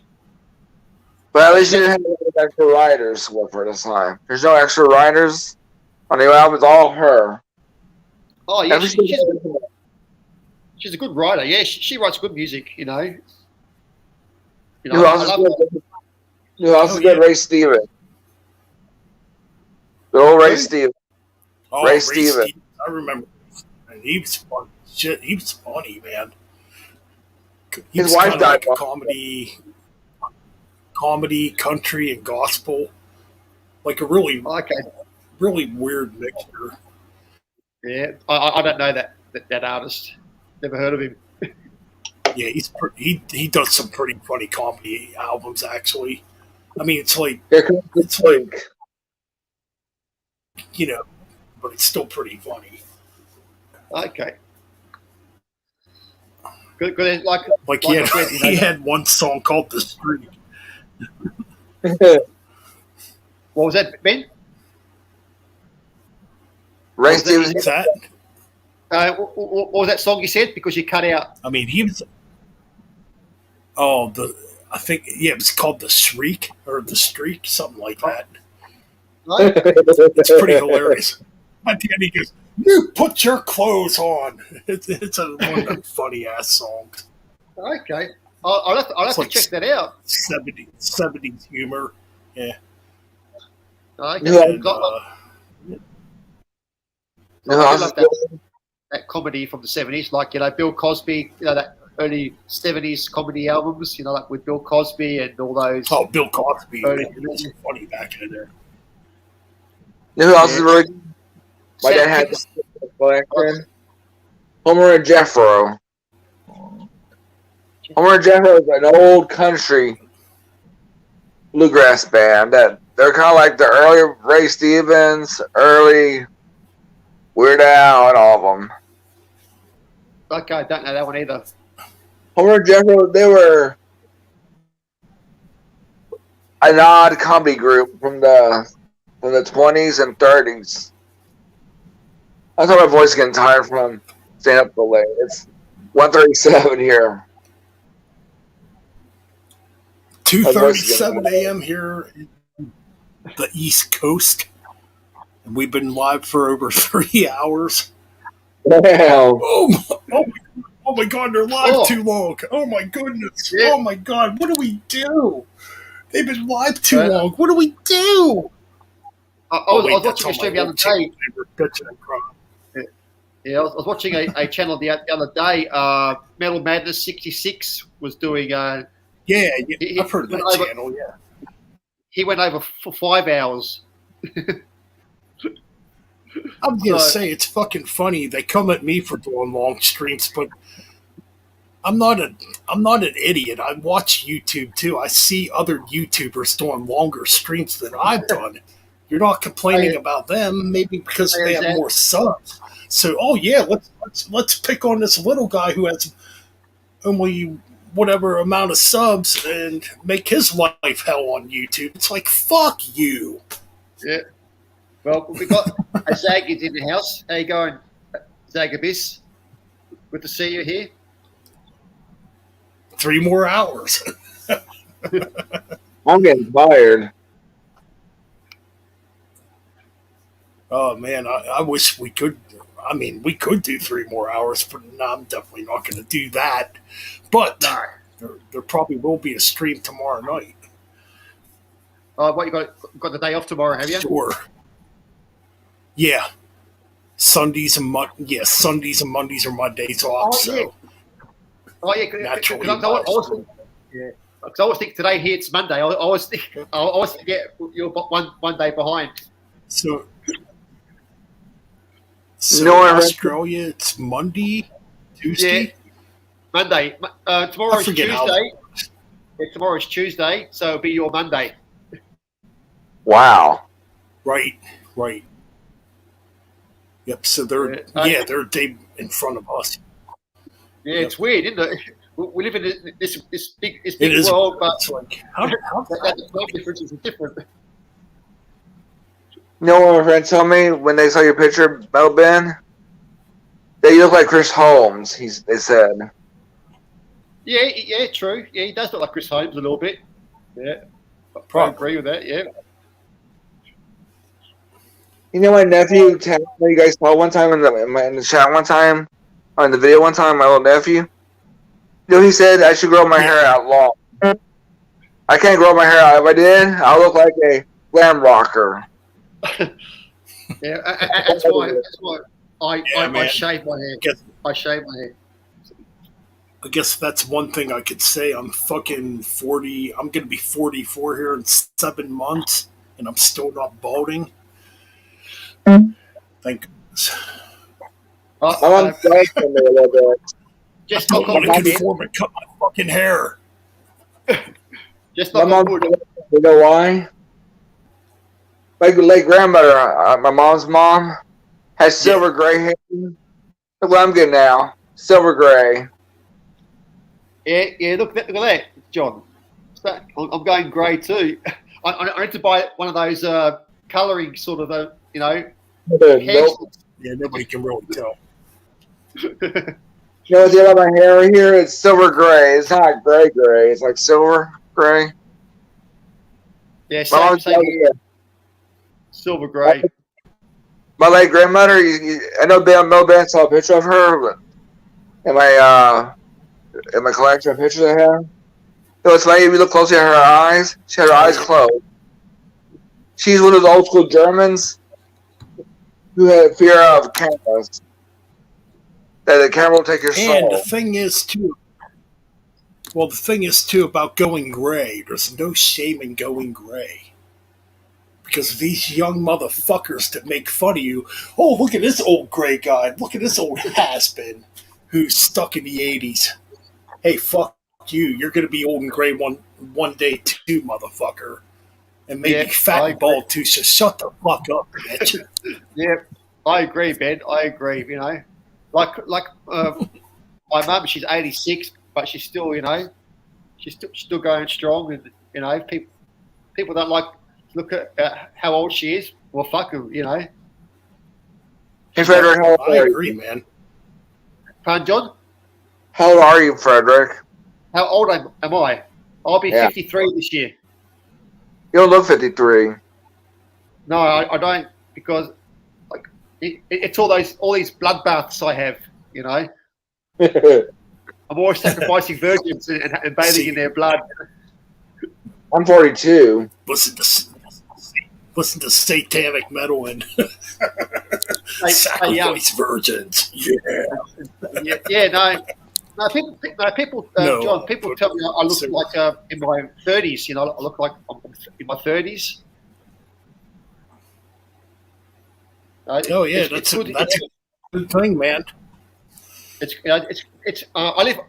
try and live a healthy life. I don't smoke. I don't take drugs unless I get from a doctor. I need to quit. I need to quit smoking cigarettes. That's great. I don't smoke. I don't smoke. I don't drink I pass out. I like the odd beer, but I'm not, I'm drinking a couple beers right now, but when I'm working, I don't drink at all. Yeah, no, I try to eat healthy foods. I try to eat more healthy foods. I do like my junk food sometimes as well. Oh my God, I'm addicted to junk food sometimes. Hot fries, any cabs, hot fries. Yeah, I'm trying to cut down on my carbs because I'm eating too much pasta. I'm eating too much bread. I need to cut down on that. Trying to cut down eating pizza. I do like my pizzas when they're freshly baked. I love pizza too. That's something I don't think I could ever give up is pizza. No. We got in our hometown. We got opened up in our hometown, but the Express only. Godfather's Pizza. Oh, nice. What's the Express one? It's always gonna have a full menu. It's always so good. To have great pizza. I'm trying to cut down because I need to lose weight because I'm a diabetic, so I have to cut down on junk food. So I need to keep my weight down, from all that shit. My mom's that's understandable. But I can't. I still love my pizza. I still love my hamburgers and my ice cream, and I do love my lollies. But I've cut down on eating all that sort of stuff as well. So because I'm just like you guys still remember when I was in the hospital? They gave me a purple tests all the time. Oh shit! Damn. But I'm not bad. I'm not high risk though. I'm not high risk. I mean, like I got diabetes too. So which is good. It's stable. Cause I don't want to fucking go blind or lose a leg or an arm. You know what I mean? No, definitely not. Hell no. My mom lost her leg, her right leg from diabetes. Yeah, no, it's a shit disease to have because, I don't know how I got it. It just, when you get older, it just comes to you. Like if you eat shit all your life, you don't take notice. But then when you get older, you get tested. You think, fuck, how did I get diabetes? Or how did I get asthma? That's one thing I don't do. It's eat much candy anymore. I used to like candy. I think people like candy, but I don't really eat much candy no more. Like, yeah, I'm saying, when I was in the hospital, they gave me a purple burger. Turkey, I mean. Beef jerky's all right. Yeah, that's all right. You know what the nastiest looking burger I ever saw was? When I was in the hospital, a purple burger. Ew. It was some kind of. No thanks. It was because of my stroke. They gave me some of that I can eat. I bit into it. Yeah. It makes vegan burger look nasty. It makes a vegan burger look nasty. Okay. They're horrible. I agree, man. Well, yeah, I don't like what pisses me off. I'm going to speak my mind about this a little bit too. I mean, we're human beings. I think as human beings, we can kind of do what we want and control how we live. But man, some of these vegans are horrible. Oh, you're killing the animals. You're killing the animals. All this shit. But it's like, what are you doing to make the world a better place besides being a fucking miserable asshole and making everybody else feel miserable around you? You know what I mean? It's like, no, fuck that mindset. Yeah, no.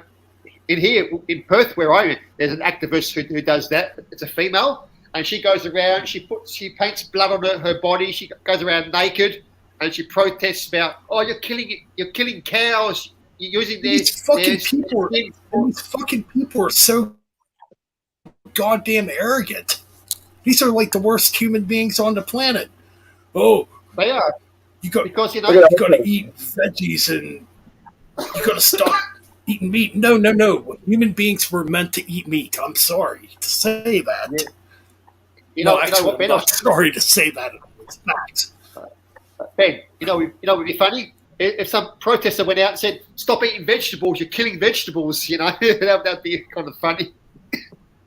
And how you get pissed off? Who the worst vegan ever was? OTEP. That might actually happen. It's 10 years. Oh yeah. I agree. I think it would happen one day. So stop eating carrots! You're killing carrots. They're a living thing. Broccoli. Stop eating broccoli. Every time I turn my back, something more fucked up is happening with people. It's like, Jesus fucking Christ. Get the sense of humor, motherfuckers. Yeah, I know. Like you said, meat is meant to be eaten, you know. But if you hunt an animal and you don't eat it, then I agree. You know, you can protest about that. You know, like if you kill a deer and then just leave it in the bush to rot. Yeah. You know, but if you kill a deer, you bring it home, you eat it. That's fair enough. Maybe I just leave agree. it in the bush. I mean, you know, you don't just go out and kill a deer and be like, oh, fuck it. I mean, that's it. I get it. You know, like there's people out there that just fucking kill animals to be assholes. That's bullshit. Yeah. You don't do that for that fucking reason. Because then you need your ass beat. But like, if it's it just all sucks in general. But you know what I'm saying. Yeah, because I know cows and sheep and pigs, they're meant to be eaten, because but you're always breeding, you're always breeding the animals anyway. So that's good. You're not destroying the lineage because you keep breeding animals to eat. So right. Protesters suck.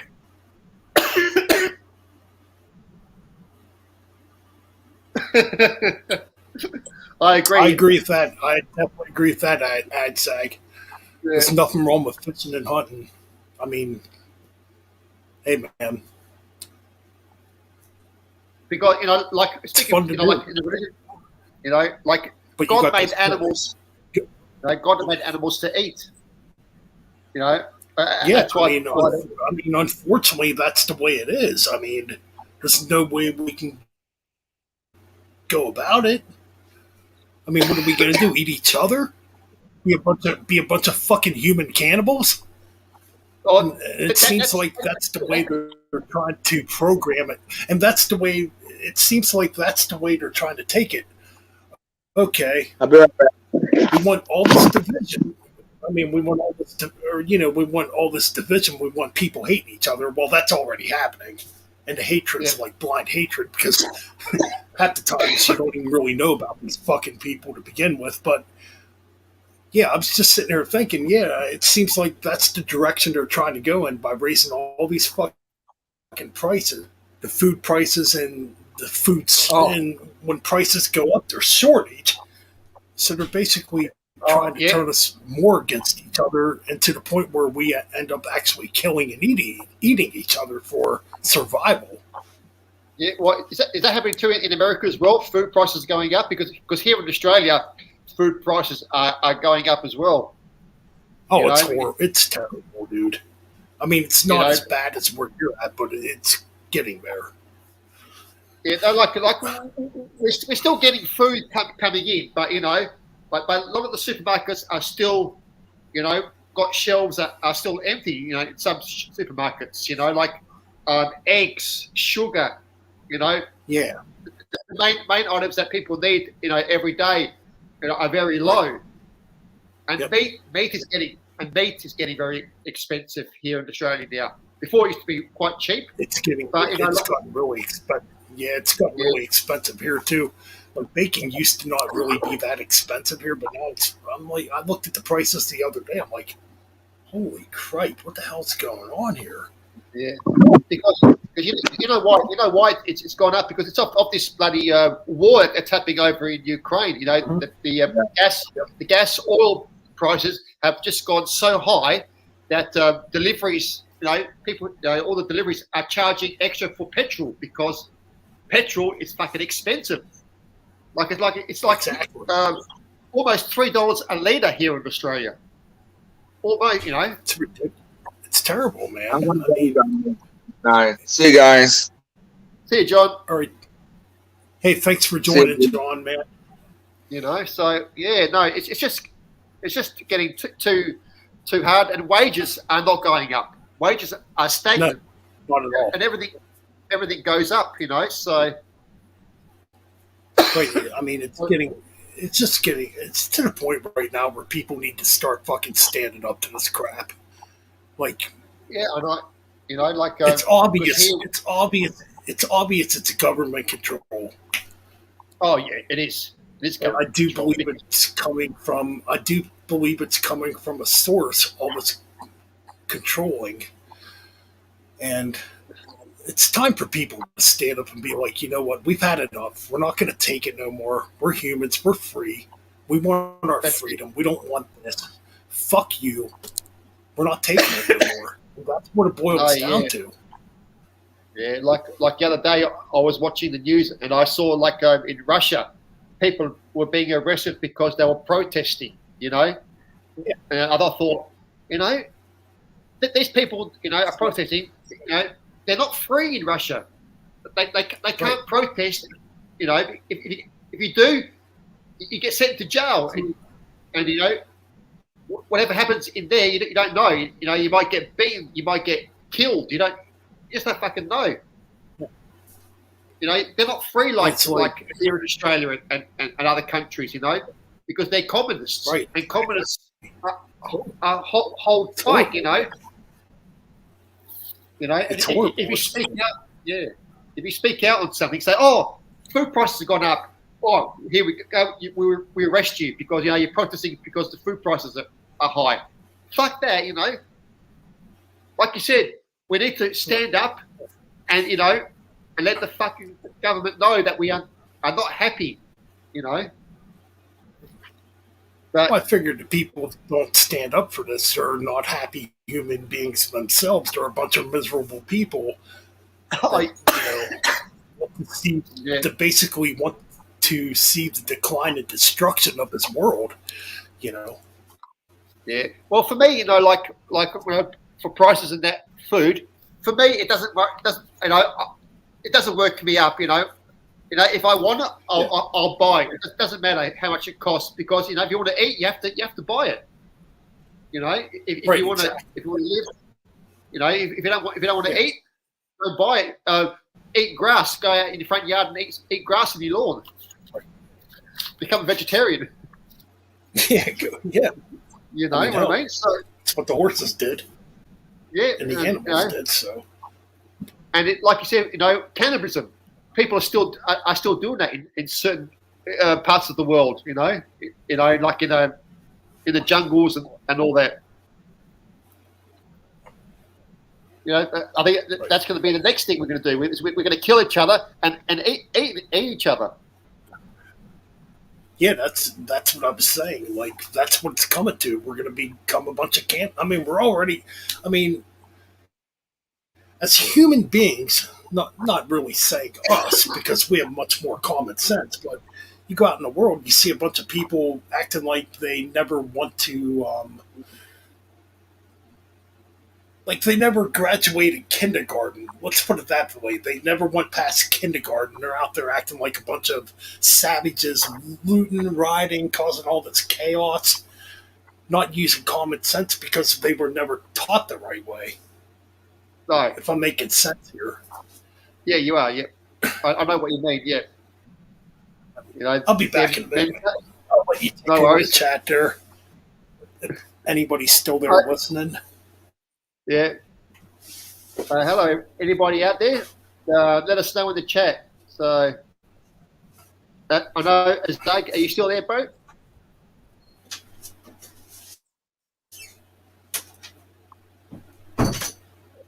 So, yeah. Ben will be back in a minute. I just don't know what to say. All right, good to see that you're here in chat, Zag. I'm not sure if anybody else is in chat. If you are, give us a holler.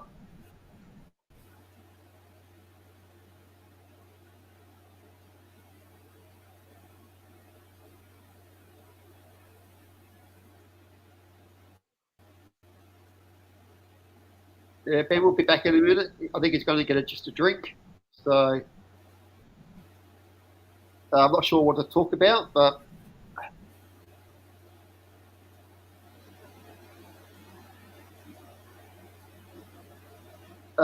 okay. So whoever's watching, jump on the chat line and say hello. So.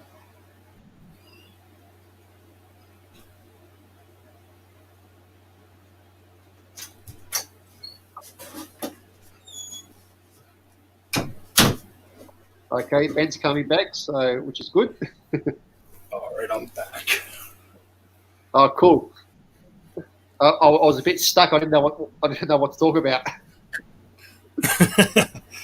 Yeah, we're talking about humans becoming cannibals and all this crazy shit going on in the world. Well, yeah, like I said, like in some countries, I know, like in the South America, in the jungles, people are still eating people, and they're still headhunting. Yeah, that's very true because they're still living on what am I trying to say? Or they still haven't in those countries, yeah.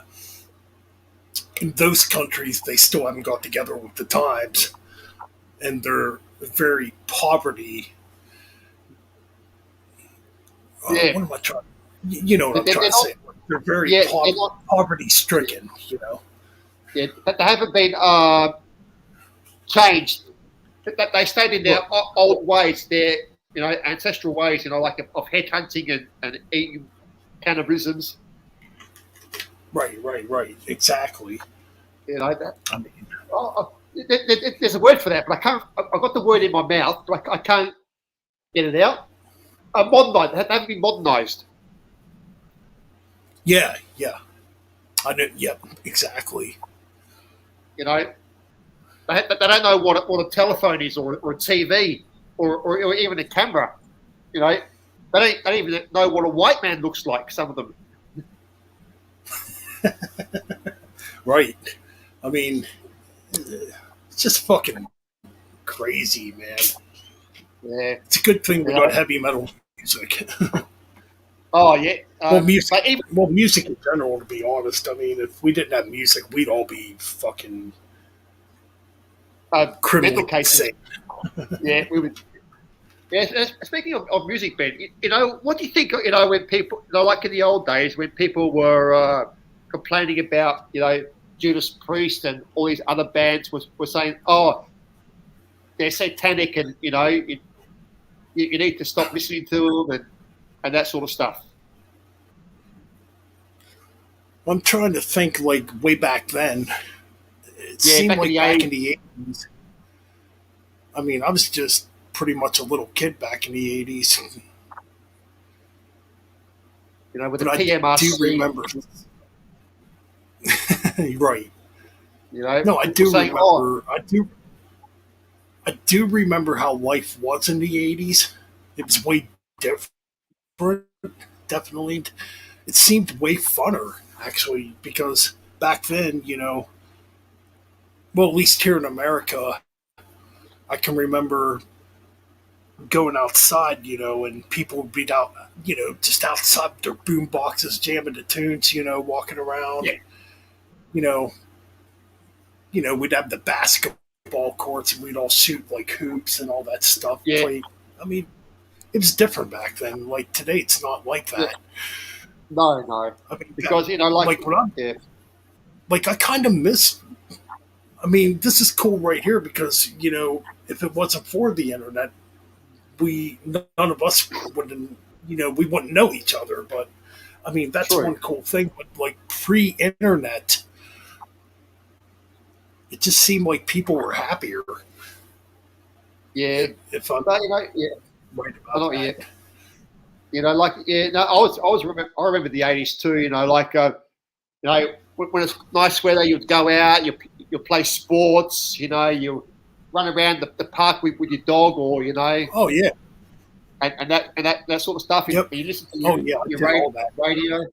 You listen to your radio. Like I said, you play basketball. Growing up. You know what I mean? You have your boombox playing growing your up rap as a song. kid, man. right, or metal, whatever. Yeah. I'm just thinking back to that time. I mean, even going into the 90s, it was still kind of like that. I remember going outside and playing, simple stuff like hide and go seek or, yeah, cops and robbers, on the block. Yeah. we used to do that growing up.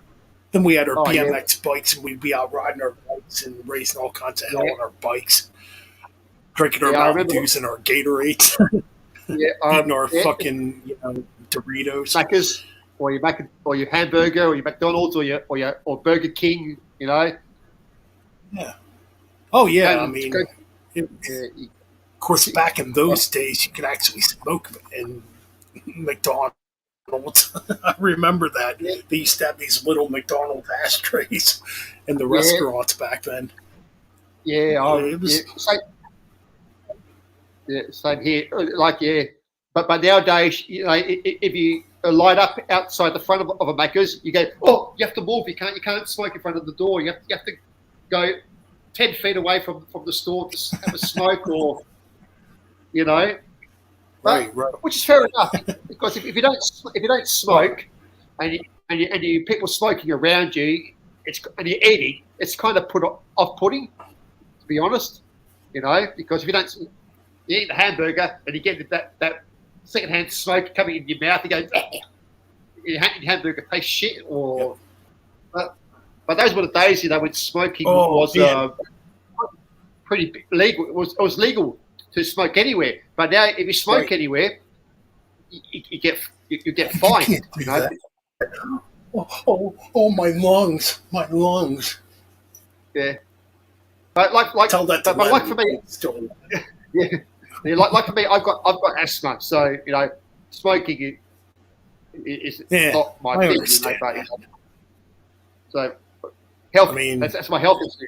But I don't mind it. If people want to smoke, I don't mind them smoking, but as long as they don't breathe that smoke into my lungs, then I'll start coughing and wheezing.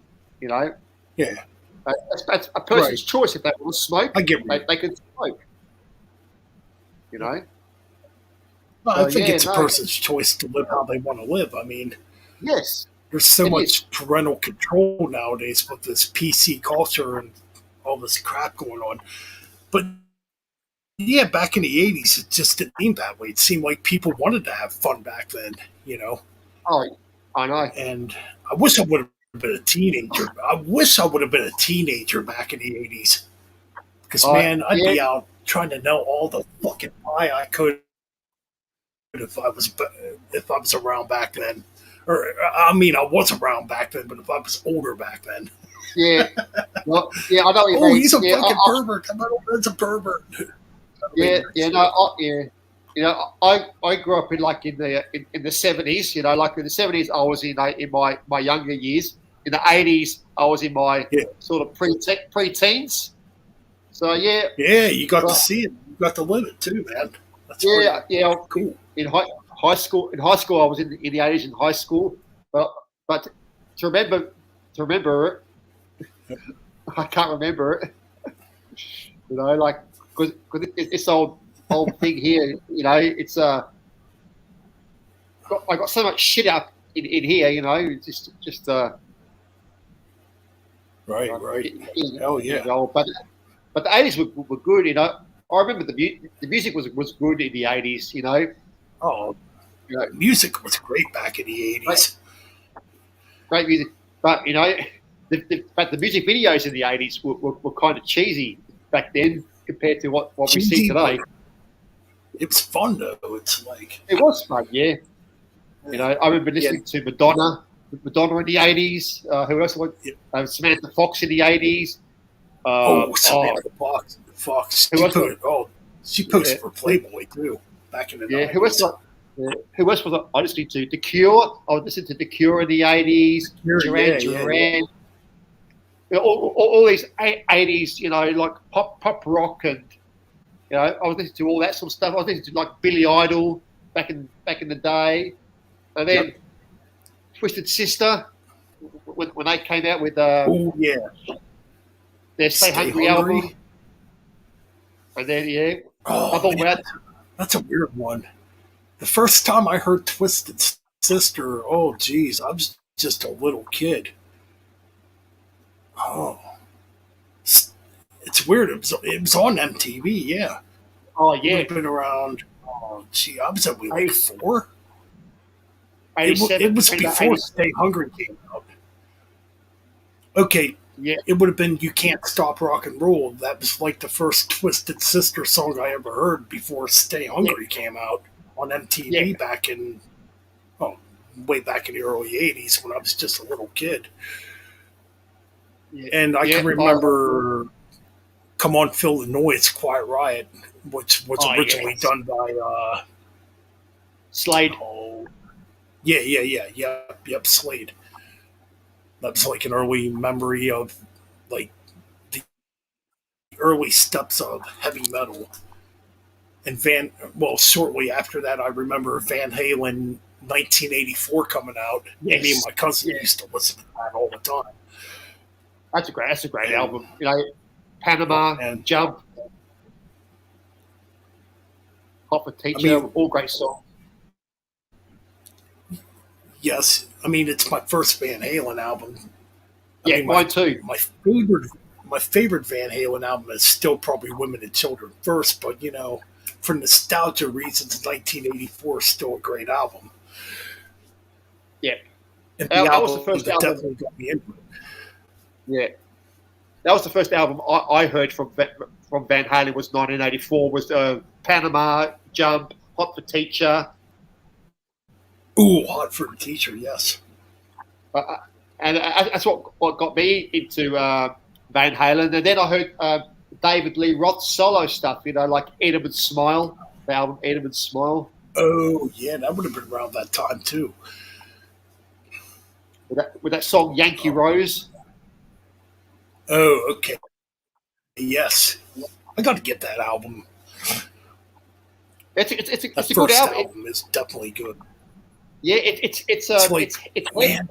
This is what we wanted Van Halen to keep being.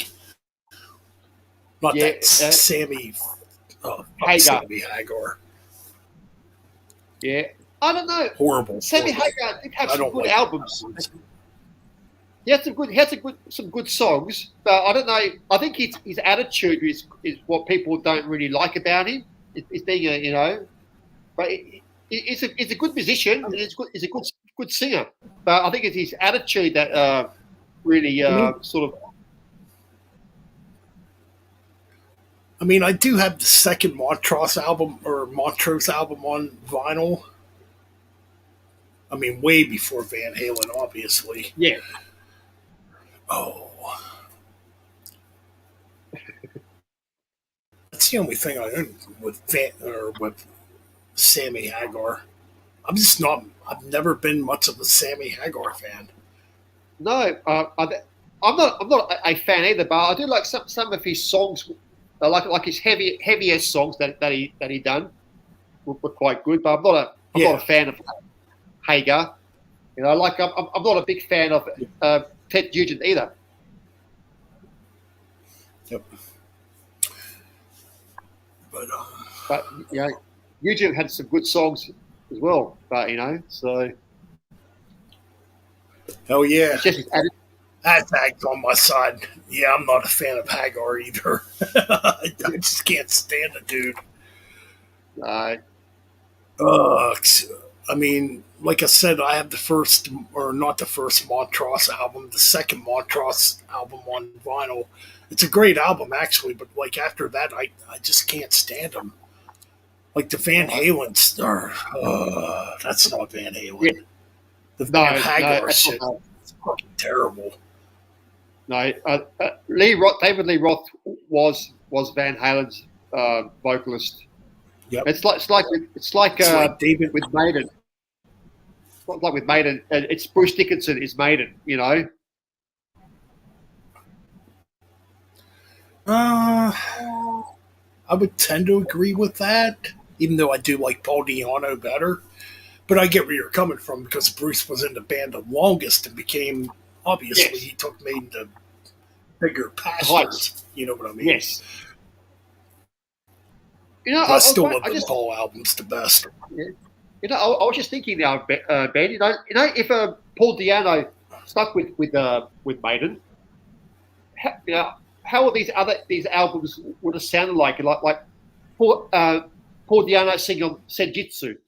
What do you think of that? If Paul Di'Anno stuck with Maiden.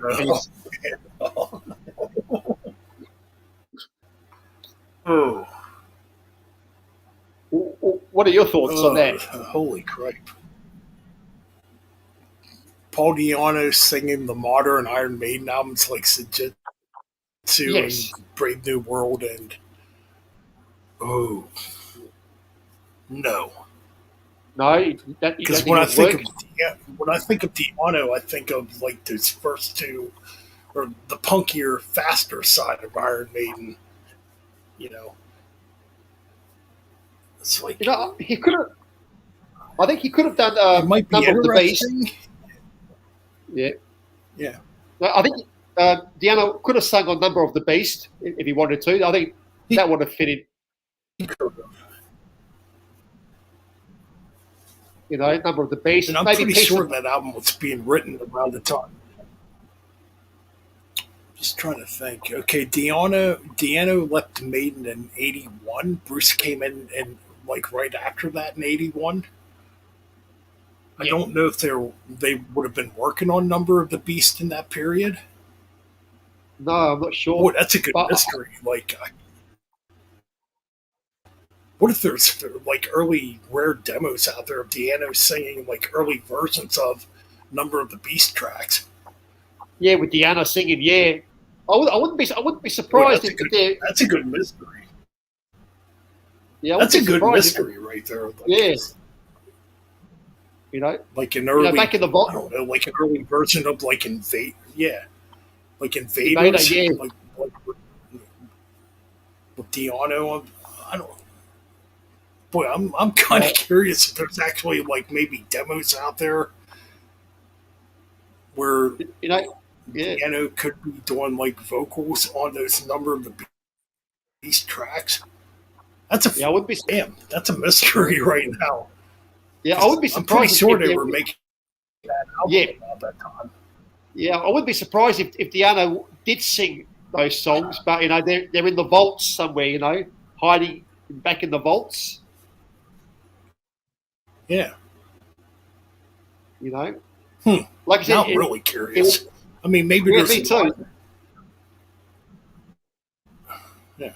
You know, like I would be surprised when Maiden retire, they'll bring out all these, you know, obscure tracks that are kept in the vaults, you know, that we never heard of.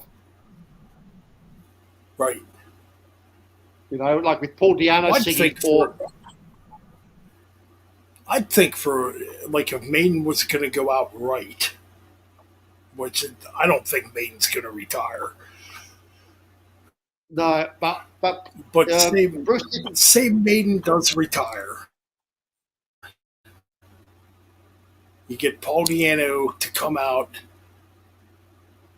and Blaze Bayley to come out. I know Blaze Bayley's like the least popular era of Maiden, but get all three of them to come out and do something. Yeah, like Halloween did on their last album. Know. Well, it worked for Halloween. Yeah. You know, that's what it did work for Halloween. That's what I Maiden should do. You know, do an album with and Blaze Bayley. Yeah, Paul Di'Anno, Bruce Dickinson, Blaze Bayley on one freaking album. And don't forget, would it be a good album? I don't know. Don't forget the original vocals. Yeah. And the original, the first vocals was Paul Day. Get all of them on one album. Do a concept album and get them all singing.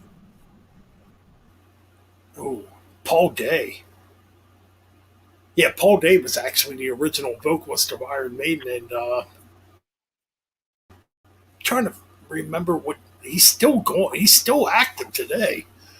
Yeah, he is. I'm just trying to think what he's doing right now. Oh, it might be on Metal Archives. I think. You need to check Metal Archives. God, I can't remember right now. Yeah. Yeah, I think that would be a good album. Get all four singers doing a concept album for Iron Maiden, and get all four for their final album, and then they retire.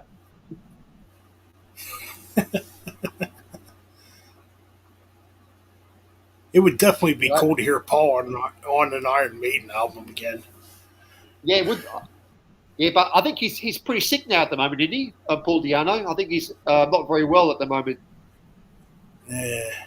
He's in a wheelchair at the moment. Yeah. That's what really sucks. like one of the icons of metal, like in that kind of shape, man. That fucking blows, dude. Yeah, like, he's a great vocalist. You know, like if you listen to his metal albums that he done after Maiden, they're fantastic. Nomad. Battle Zone. He did Killers, Battle Zone, yeah. Nomad, his solo thing. Yeah, you know, his voice is brilliant. You know, it doesn't sound like he did an album called. On Killers, he kind of delved into some thrash metal. Yeah, like he was getting heavier and some of that stuff. Yeah, his solo album, he went a bit more speed metal on his solo album, Diana. Went a bit more speed metal. Battle Zone was kind of speed metal. Battle Zone was speed metal with trad metal with it. And he did a really cool cover. Yeah, he did a really cool cover of Megadeth's Symphony of Destruction. Yes. I think it was on. Yeah, it was on. No. Shit. YouTube trying to kick us off. Still there, Frederick? I'm here, mate. I'm here. Yeah, you did. Yep. Hey, we're almost at 4 hours.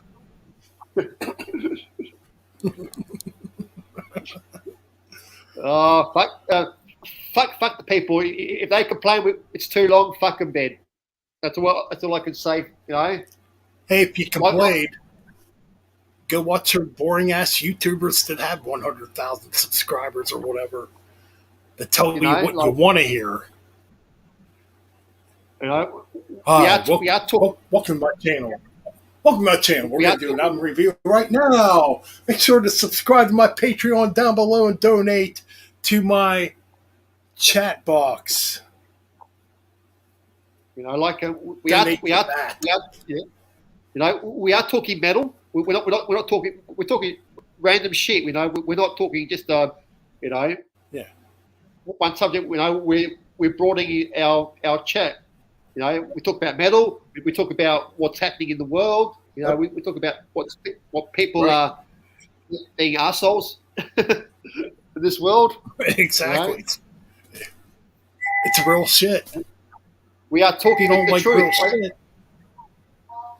Uh-oh. Frederick's got a call. Hello? It's from Susan Wojcicki from YouTube. You guys are too offensive. We're going to take the channel down.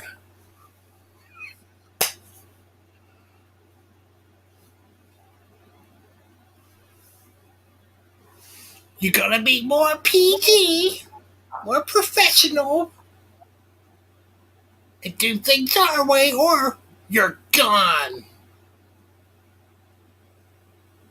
Oh, that's okay. No worries.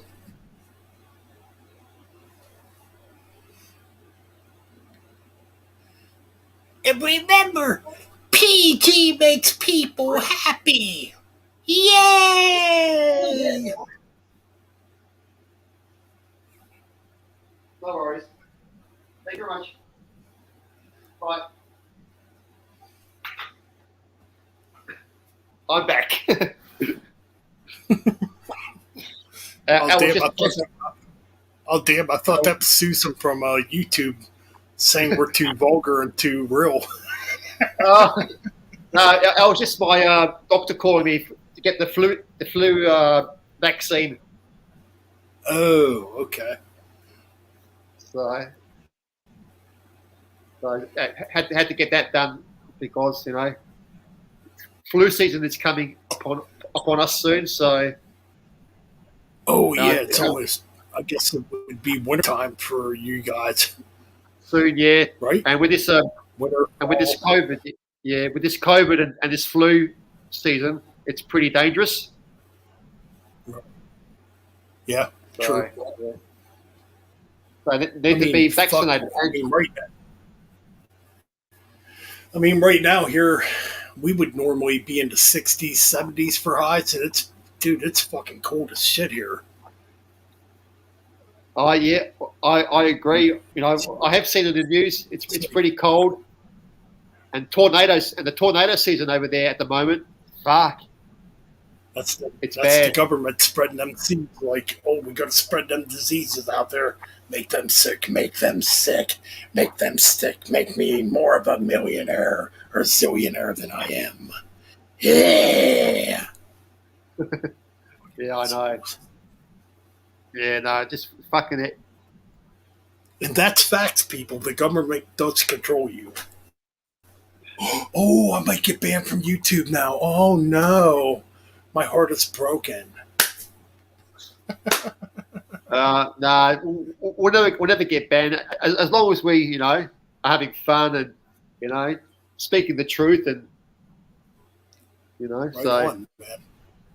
yeah. And people watching this, you need to sub to my channel, Thrash or Be Thrash, because I lost one subscriber today. I lost one subscriber. I had 68, and someone unsubscribed me today. Yep, So sub to Frederick, thrash or be thrashed. Hell, man. you know, Come on, sub to the real YouTubers on here. Don't sub to them fucking phony ass motherfuckers on here. Come on, you people know better. I would hope so. Thanks, Azag. Yeah, that's cool. You know, like yeah. I want to push 100 this year. I want to push 100. Oh yeah, man. Let's get him to 100. He deserves it. He deserves to be at 100. You know, like I want to get to 100. I want to get 10,000 next year. And that's my goal, to get 10,000 subs. Hell yeah. But, you know, hey, dude, you stole my idea. That's my goal, too, to get to 10,000 subs next year. You know? Damn, man. We think alike, dude. It will happen. Holy crap, let's break out that bong. Yeah, it will happen as long as I bribe people. Like, look, if you subscribe to me, you could win this CD.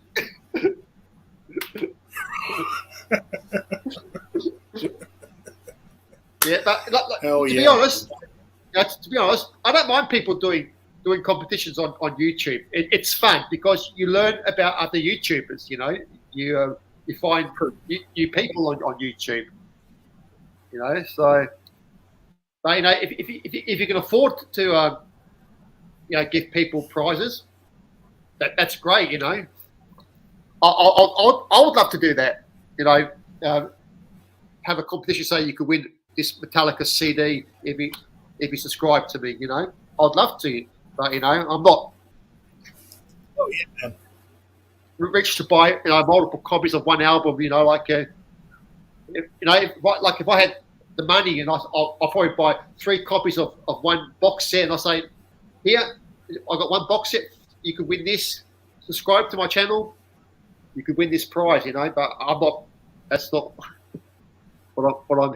You know, I'm man. doing at the moment.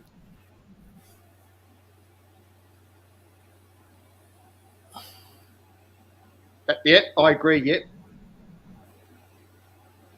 I definitely agree. I mean, you know, yeah, it's all about the metal. I mean, it's all about the metal. Yeah, it's all about the metal. You know, because you know there are some great YouTube channels out there. Great YouTube channels out there. There's a lot of great channels out. There's a lot of channels out there that haven't been discovered yet. That are great. Yeah, and I'm still finding new channels. You know, they're not all metal. I don't have all metal channels. I have people who are into the 70s. You know, garage rock, you know, the prog rock. You know, I've got people who listen to everything from country right up to metal. You know, right?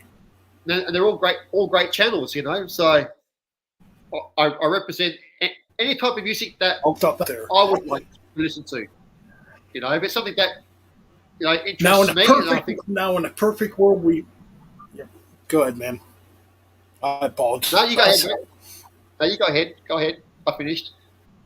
what was I saying? In a perfect world, we would all subscribe to each other because of that much support. Like, hey, man, we're a fucking army for music. We love music. We support each other. But, there's people out there that obviously there's people out there that are snobby sticklers. They're not going to like your personality. They're going to think, oh, this guy, he needs better lighting. Oh, huge. Dude, if you got that mindset, fuck you. You're not a real man. The thing is, when it comes to being a real music fan, it's about dedication. It's not about, look at him. Nah, there's no snobbiness in this fucking community. Come on, man, wake up. It's not fun. Good.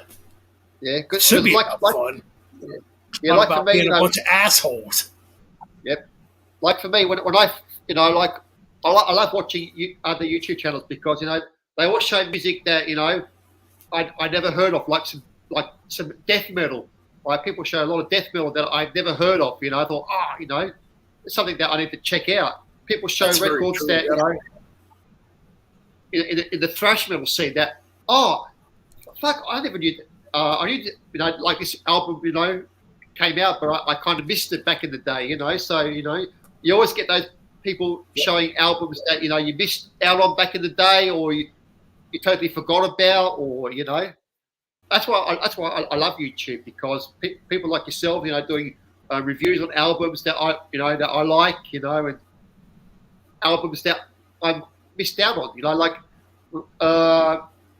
Nick when he does his album reviews and his stuff that he brought in, and he shows off his hauls, and I watch those and I think, oh fuck, that's a great album cover. I need to check that band out.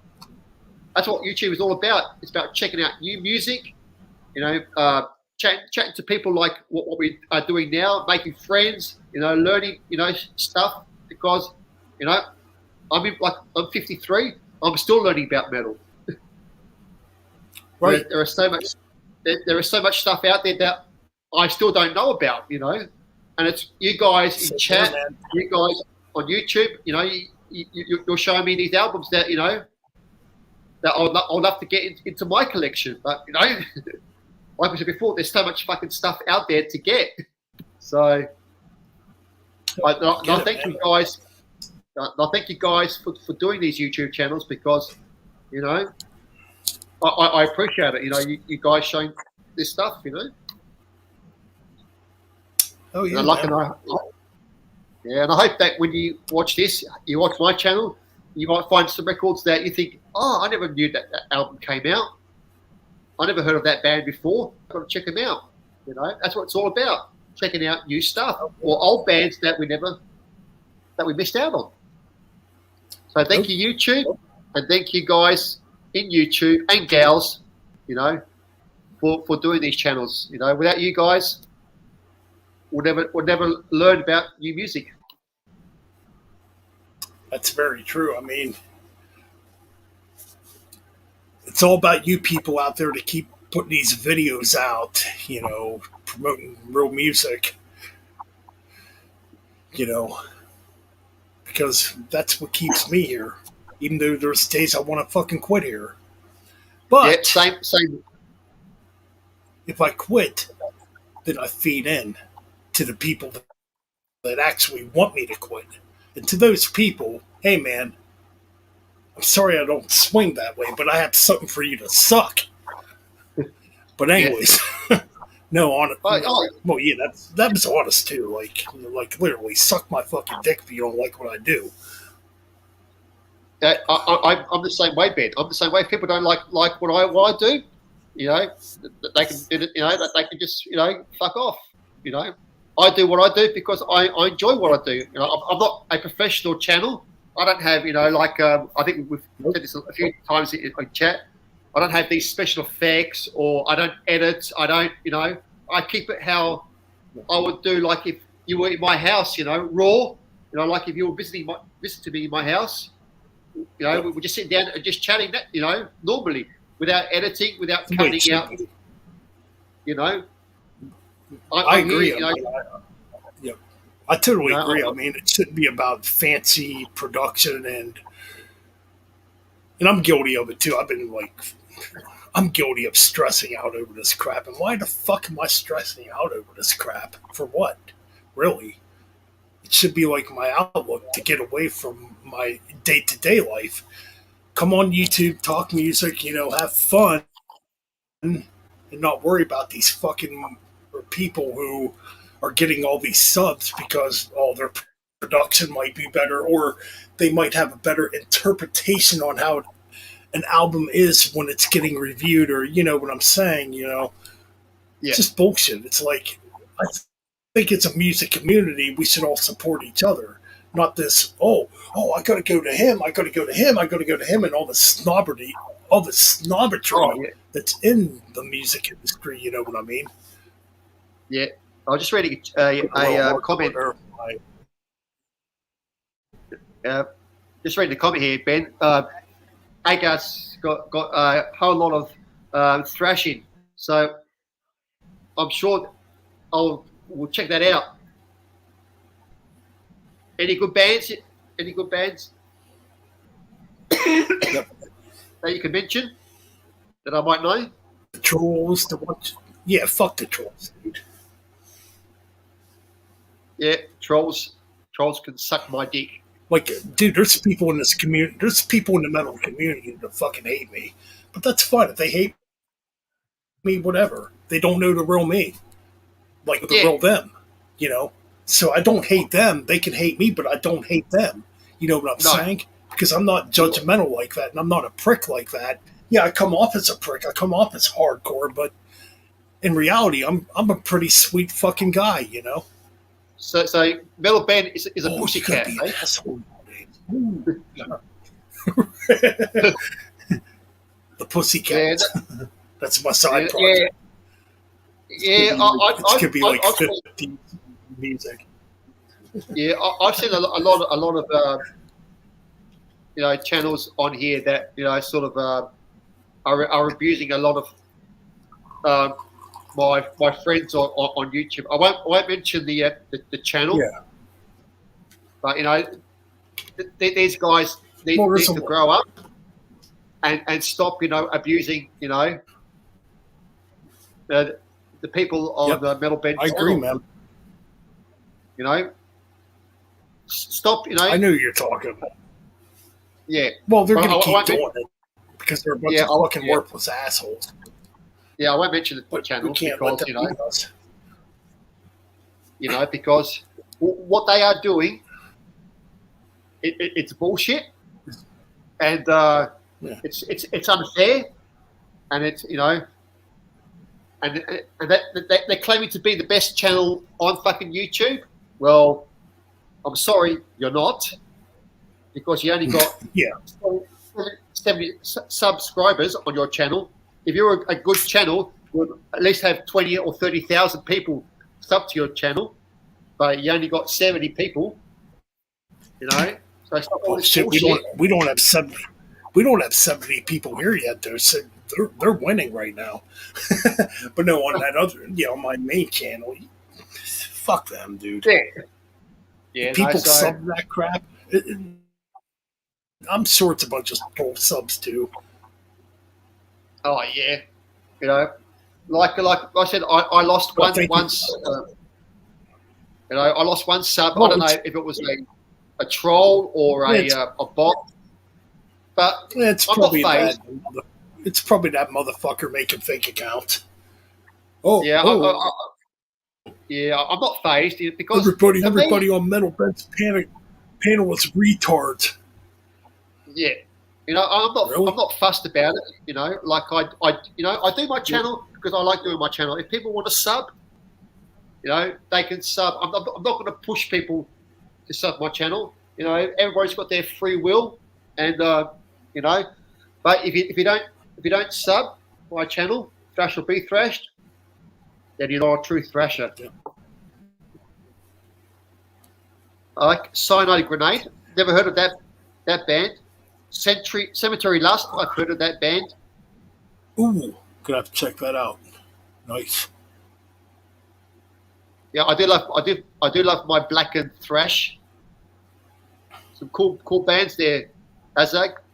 I'll check them out, and I will check out your video when you post it.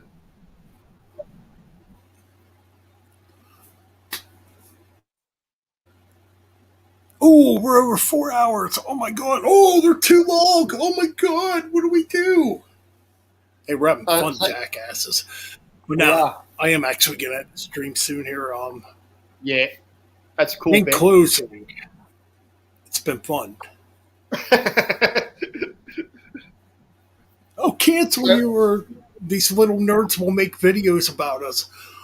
Oh, look at these fucking assholes and these freaking retards. One guy can't speak right. The one guy is bipolar, or the one guy is mentally retarded, and no. Dude, you could get sued for that crap. You know that you dumb fuckers to make these videos. All I gotta do is literally record or keep your shit on file. Yeah. You know, and that basically is sue shit. you. Yeah, that is shit when people would do that, yeah. Infringement. You know? Like I said, I won't mention the Grow channel. up. I won't Go find some I won't but that channel needs to be banned. Or it does at need least banned. That's all they do is harass people on YouTube. But they've been around for years. They drove a lot of people off this fucking platform. They even actually attacked Ralph Vieira. I've actually I did watch it a video that they done, and they were abusing a lot of people. You know, they were abusing Nick as well, Ralph. You know, hey kids, do you have 10,000 subs? Hey kids, do you have 25,000 subs? Hey, I don't have 25,000 subs, and I don't have 10,000 subs. But let me tell you something right now. Those guys are my friends. Yeah, you ain't making friends on this platform, dude. No, you're making yourself look like they're making enemies. Jackdards. They're making enemies. And you know what, Ben? I'll tell you this, to be honest truth. One day, they're going to push somebody so far, they're going to get their heads kicked in. Oh, it's going to happen. Because these kids... You know, if they meet him at a concert or somewhere on the street, they're going to get their heads bashed in because of being what a-holes they are. You know? Oh, they're a bunch of pricks, dude. Yeah, exactly. I mean, I'm at that age where I don't really... I'm not going to let that shit really boil my blood pressure anymore. They're a bunch of kids that... They are. Obviously haven't... And if they have seen vagina, the woman they're fucking is pretty goddamn stupid. But besides that, you know... Yeah, like I won't mention the name because I don't want to start a fucking war. But they do need to grow up. Well, that's what they want is war, and that's not going to happen. Yeah. All right, Ben. We're over the 4-hour mark. Well, I better let you get some rest. And I thank you for letting me come on. Yeah, thanks for letting me come on chat. And Azak, I will check out your video when you post it. I don't know if I'm sub to check out his channel. I don't know if I'm sub to your channel yet, but if I'm not, I will sub your channel. Is it under your name or a different name? If you're still on the. It's been fun here on the Metal Bastards Hangout. It's been a long fucking stream, but guess what? If you don't like long fucking streams, well, I guess you don't love your mother either. I don't know. That's too PG, right? Yeah. Oh, no, man. Keep it metal. Keep it real. Yeah. And check out this stream. Take it easy. Oh, yeah. Peace. Y'all need to come to the Metal Bastards Hangout podcast channel. It's gonna get better. It's gonna get badass. we're going to get past 32 subscribers. Yes, it's been pretty dull the last couple weeks. People not wanting to come over here. Some people that I've kind of spoken up, or I've been speaking my mind about, and they don't want to come on here no more. That's fine, whatever. But you know what? That doesn't mean shit. Because we're going to fucking do what the fuck we want here on Metal Bent. Wait, it's not Metal Bent.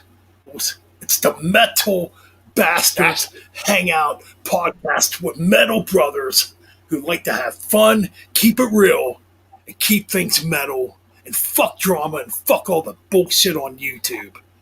We're out. Yep. Keep it real, guys. Where's my outro? Fucking awesome show.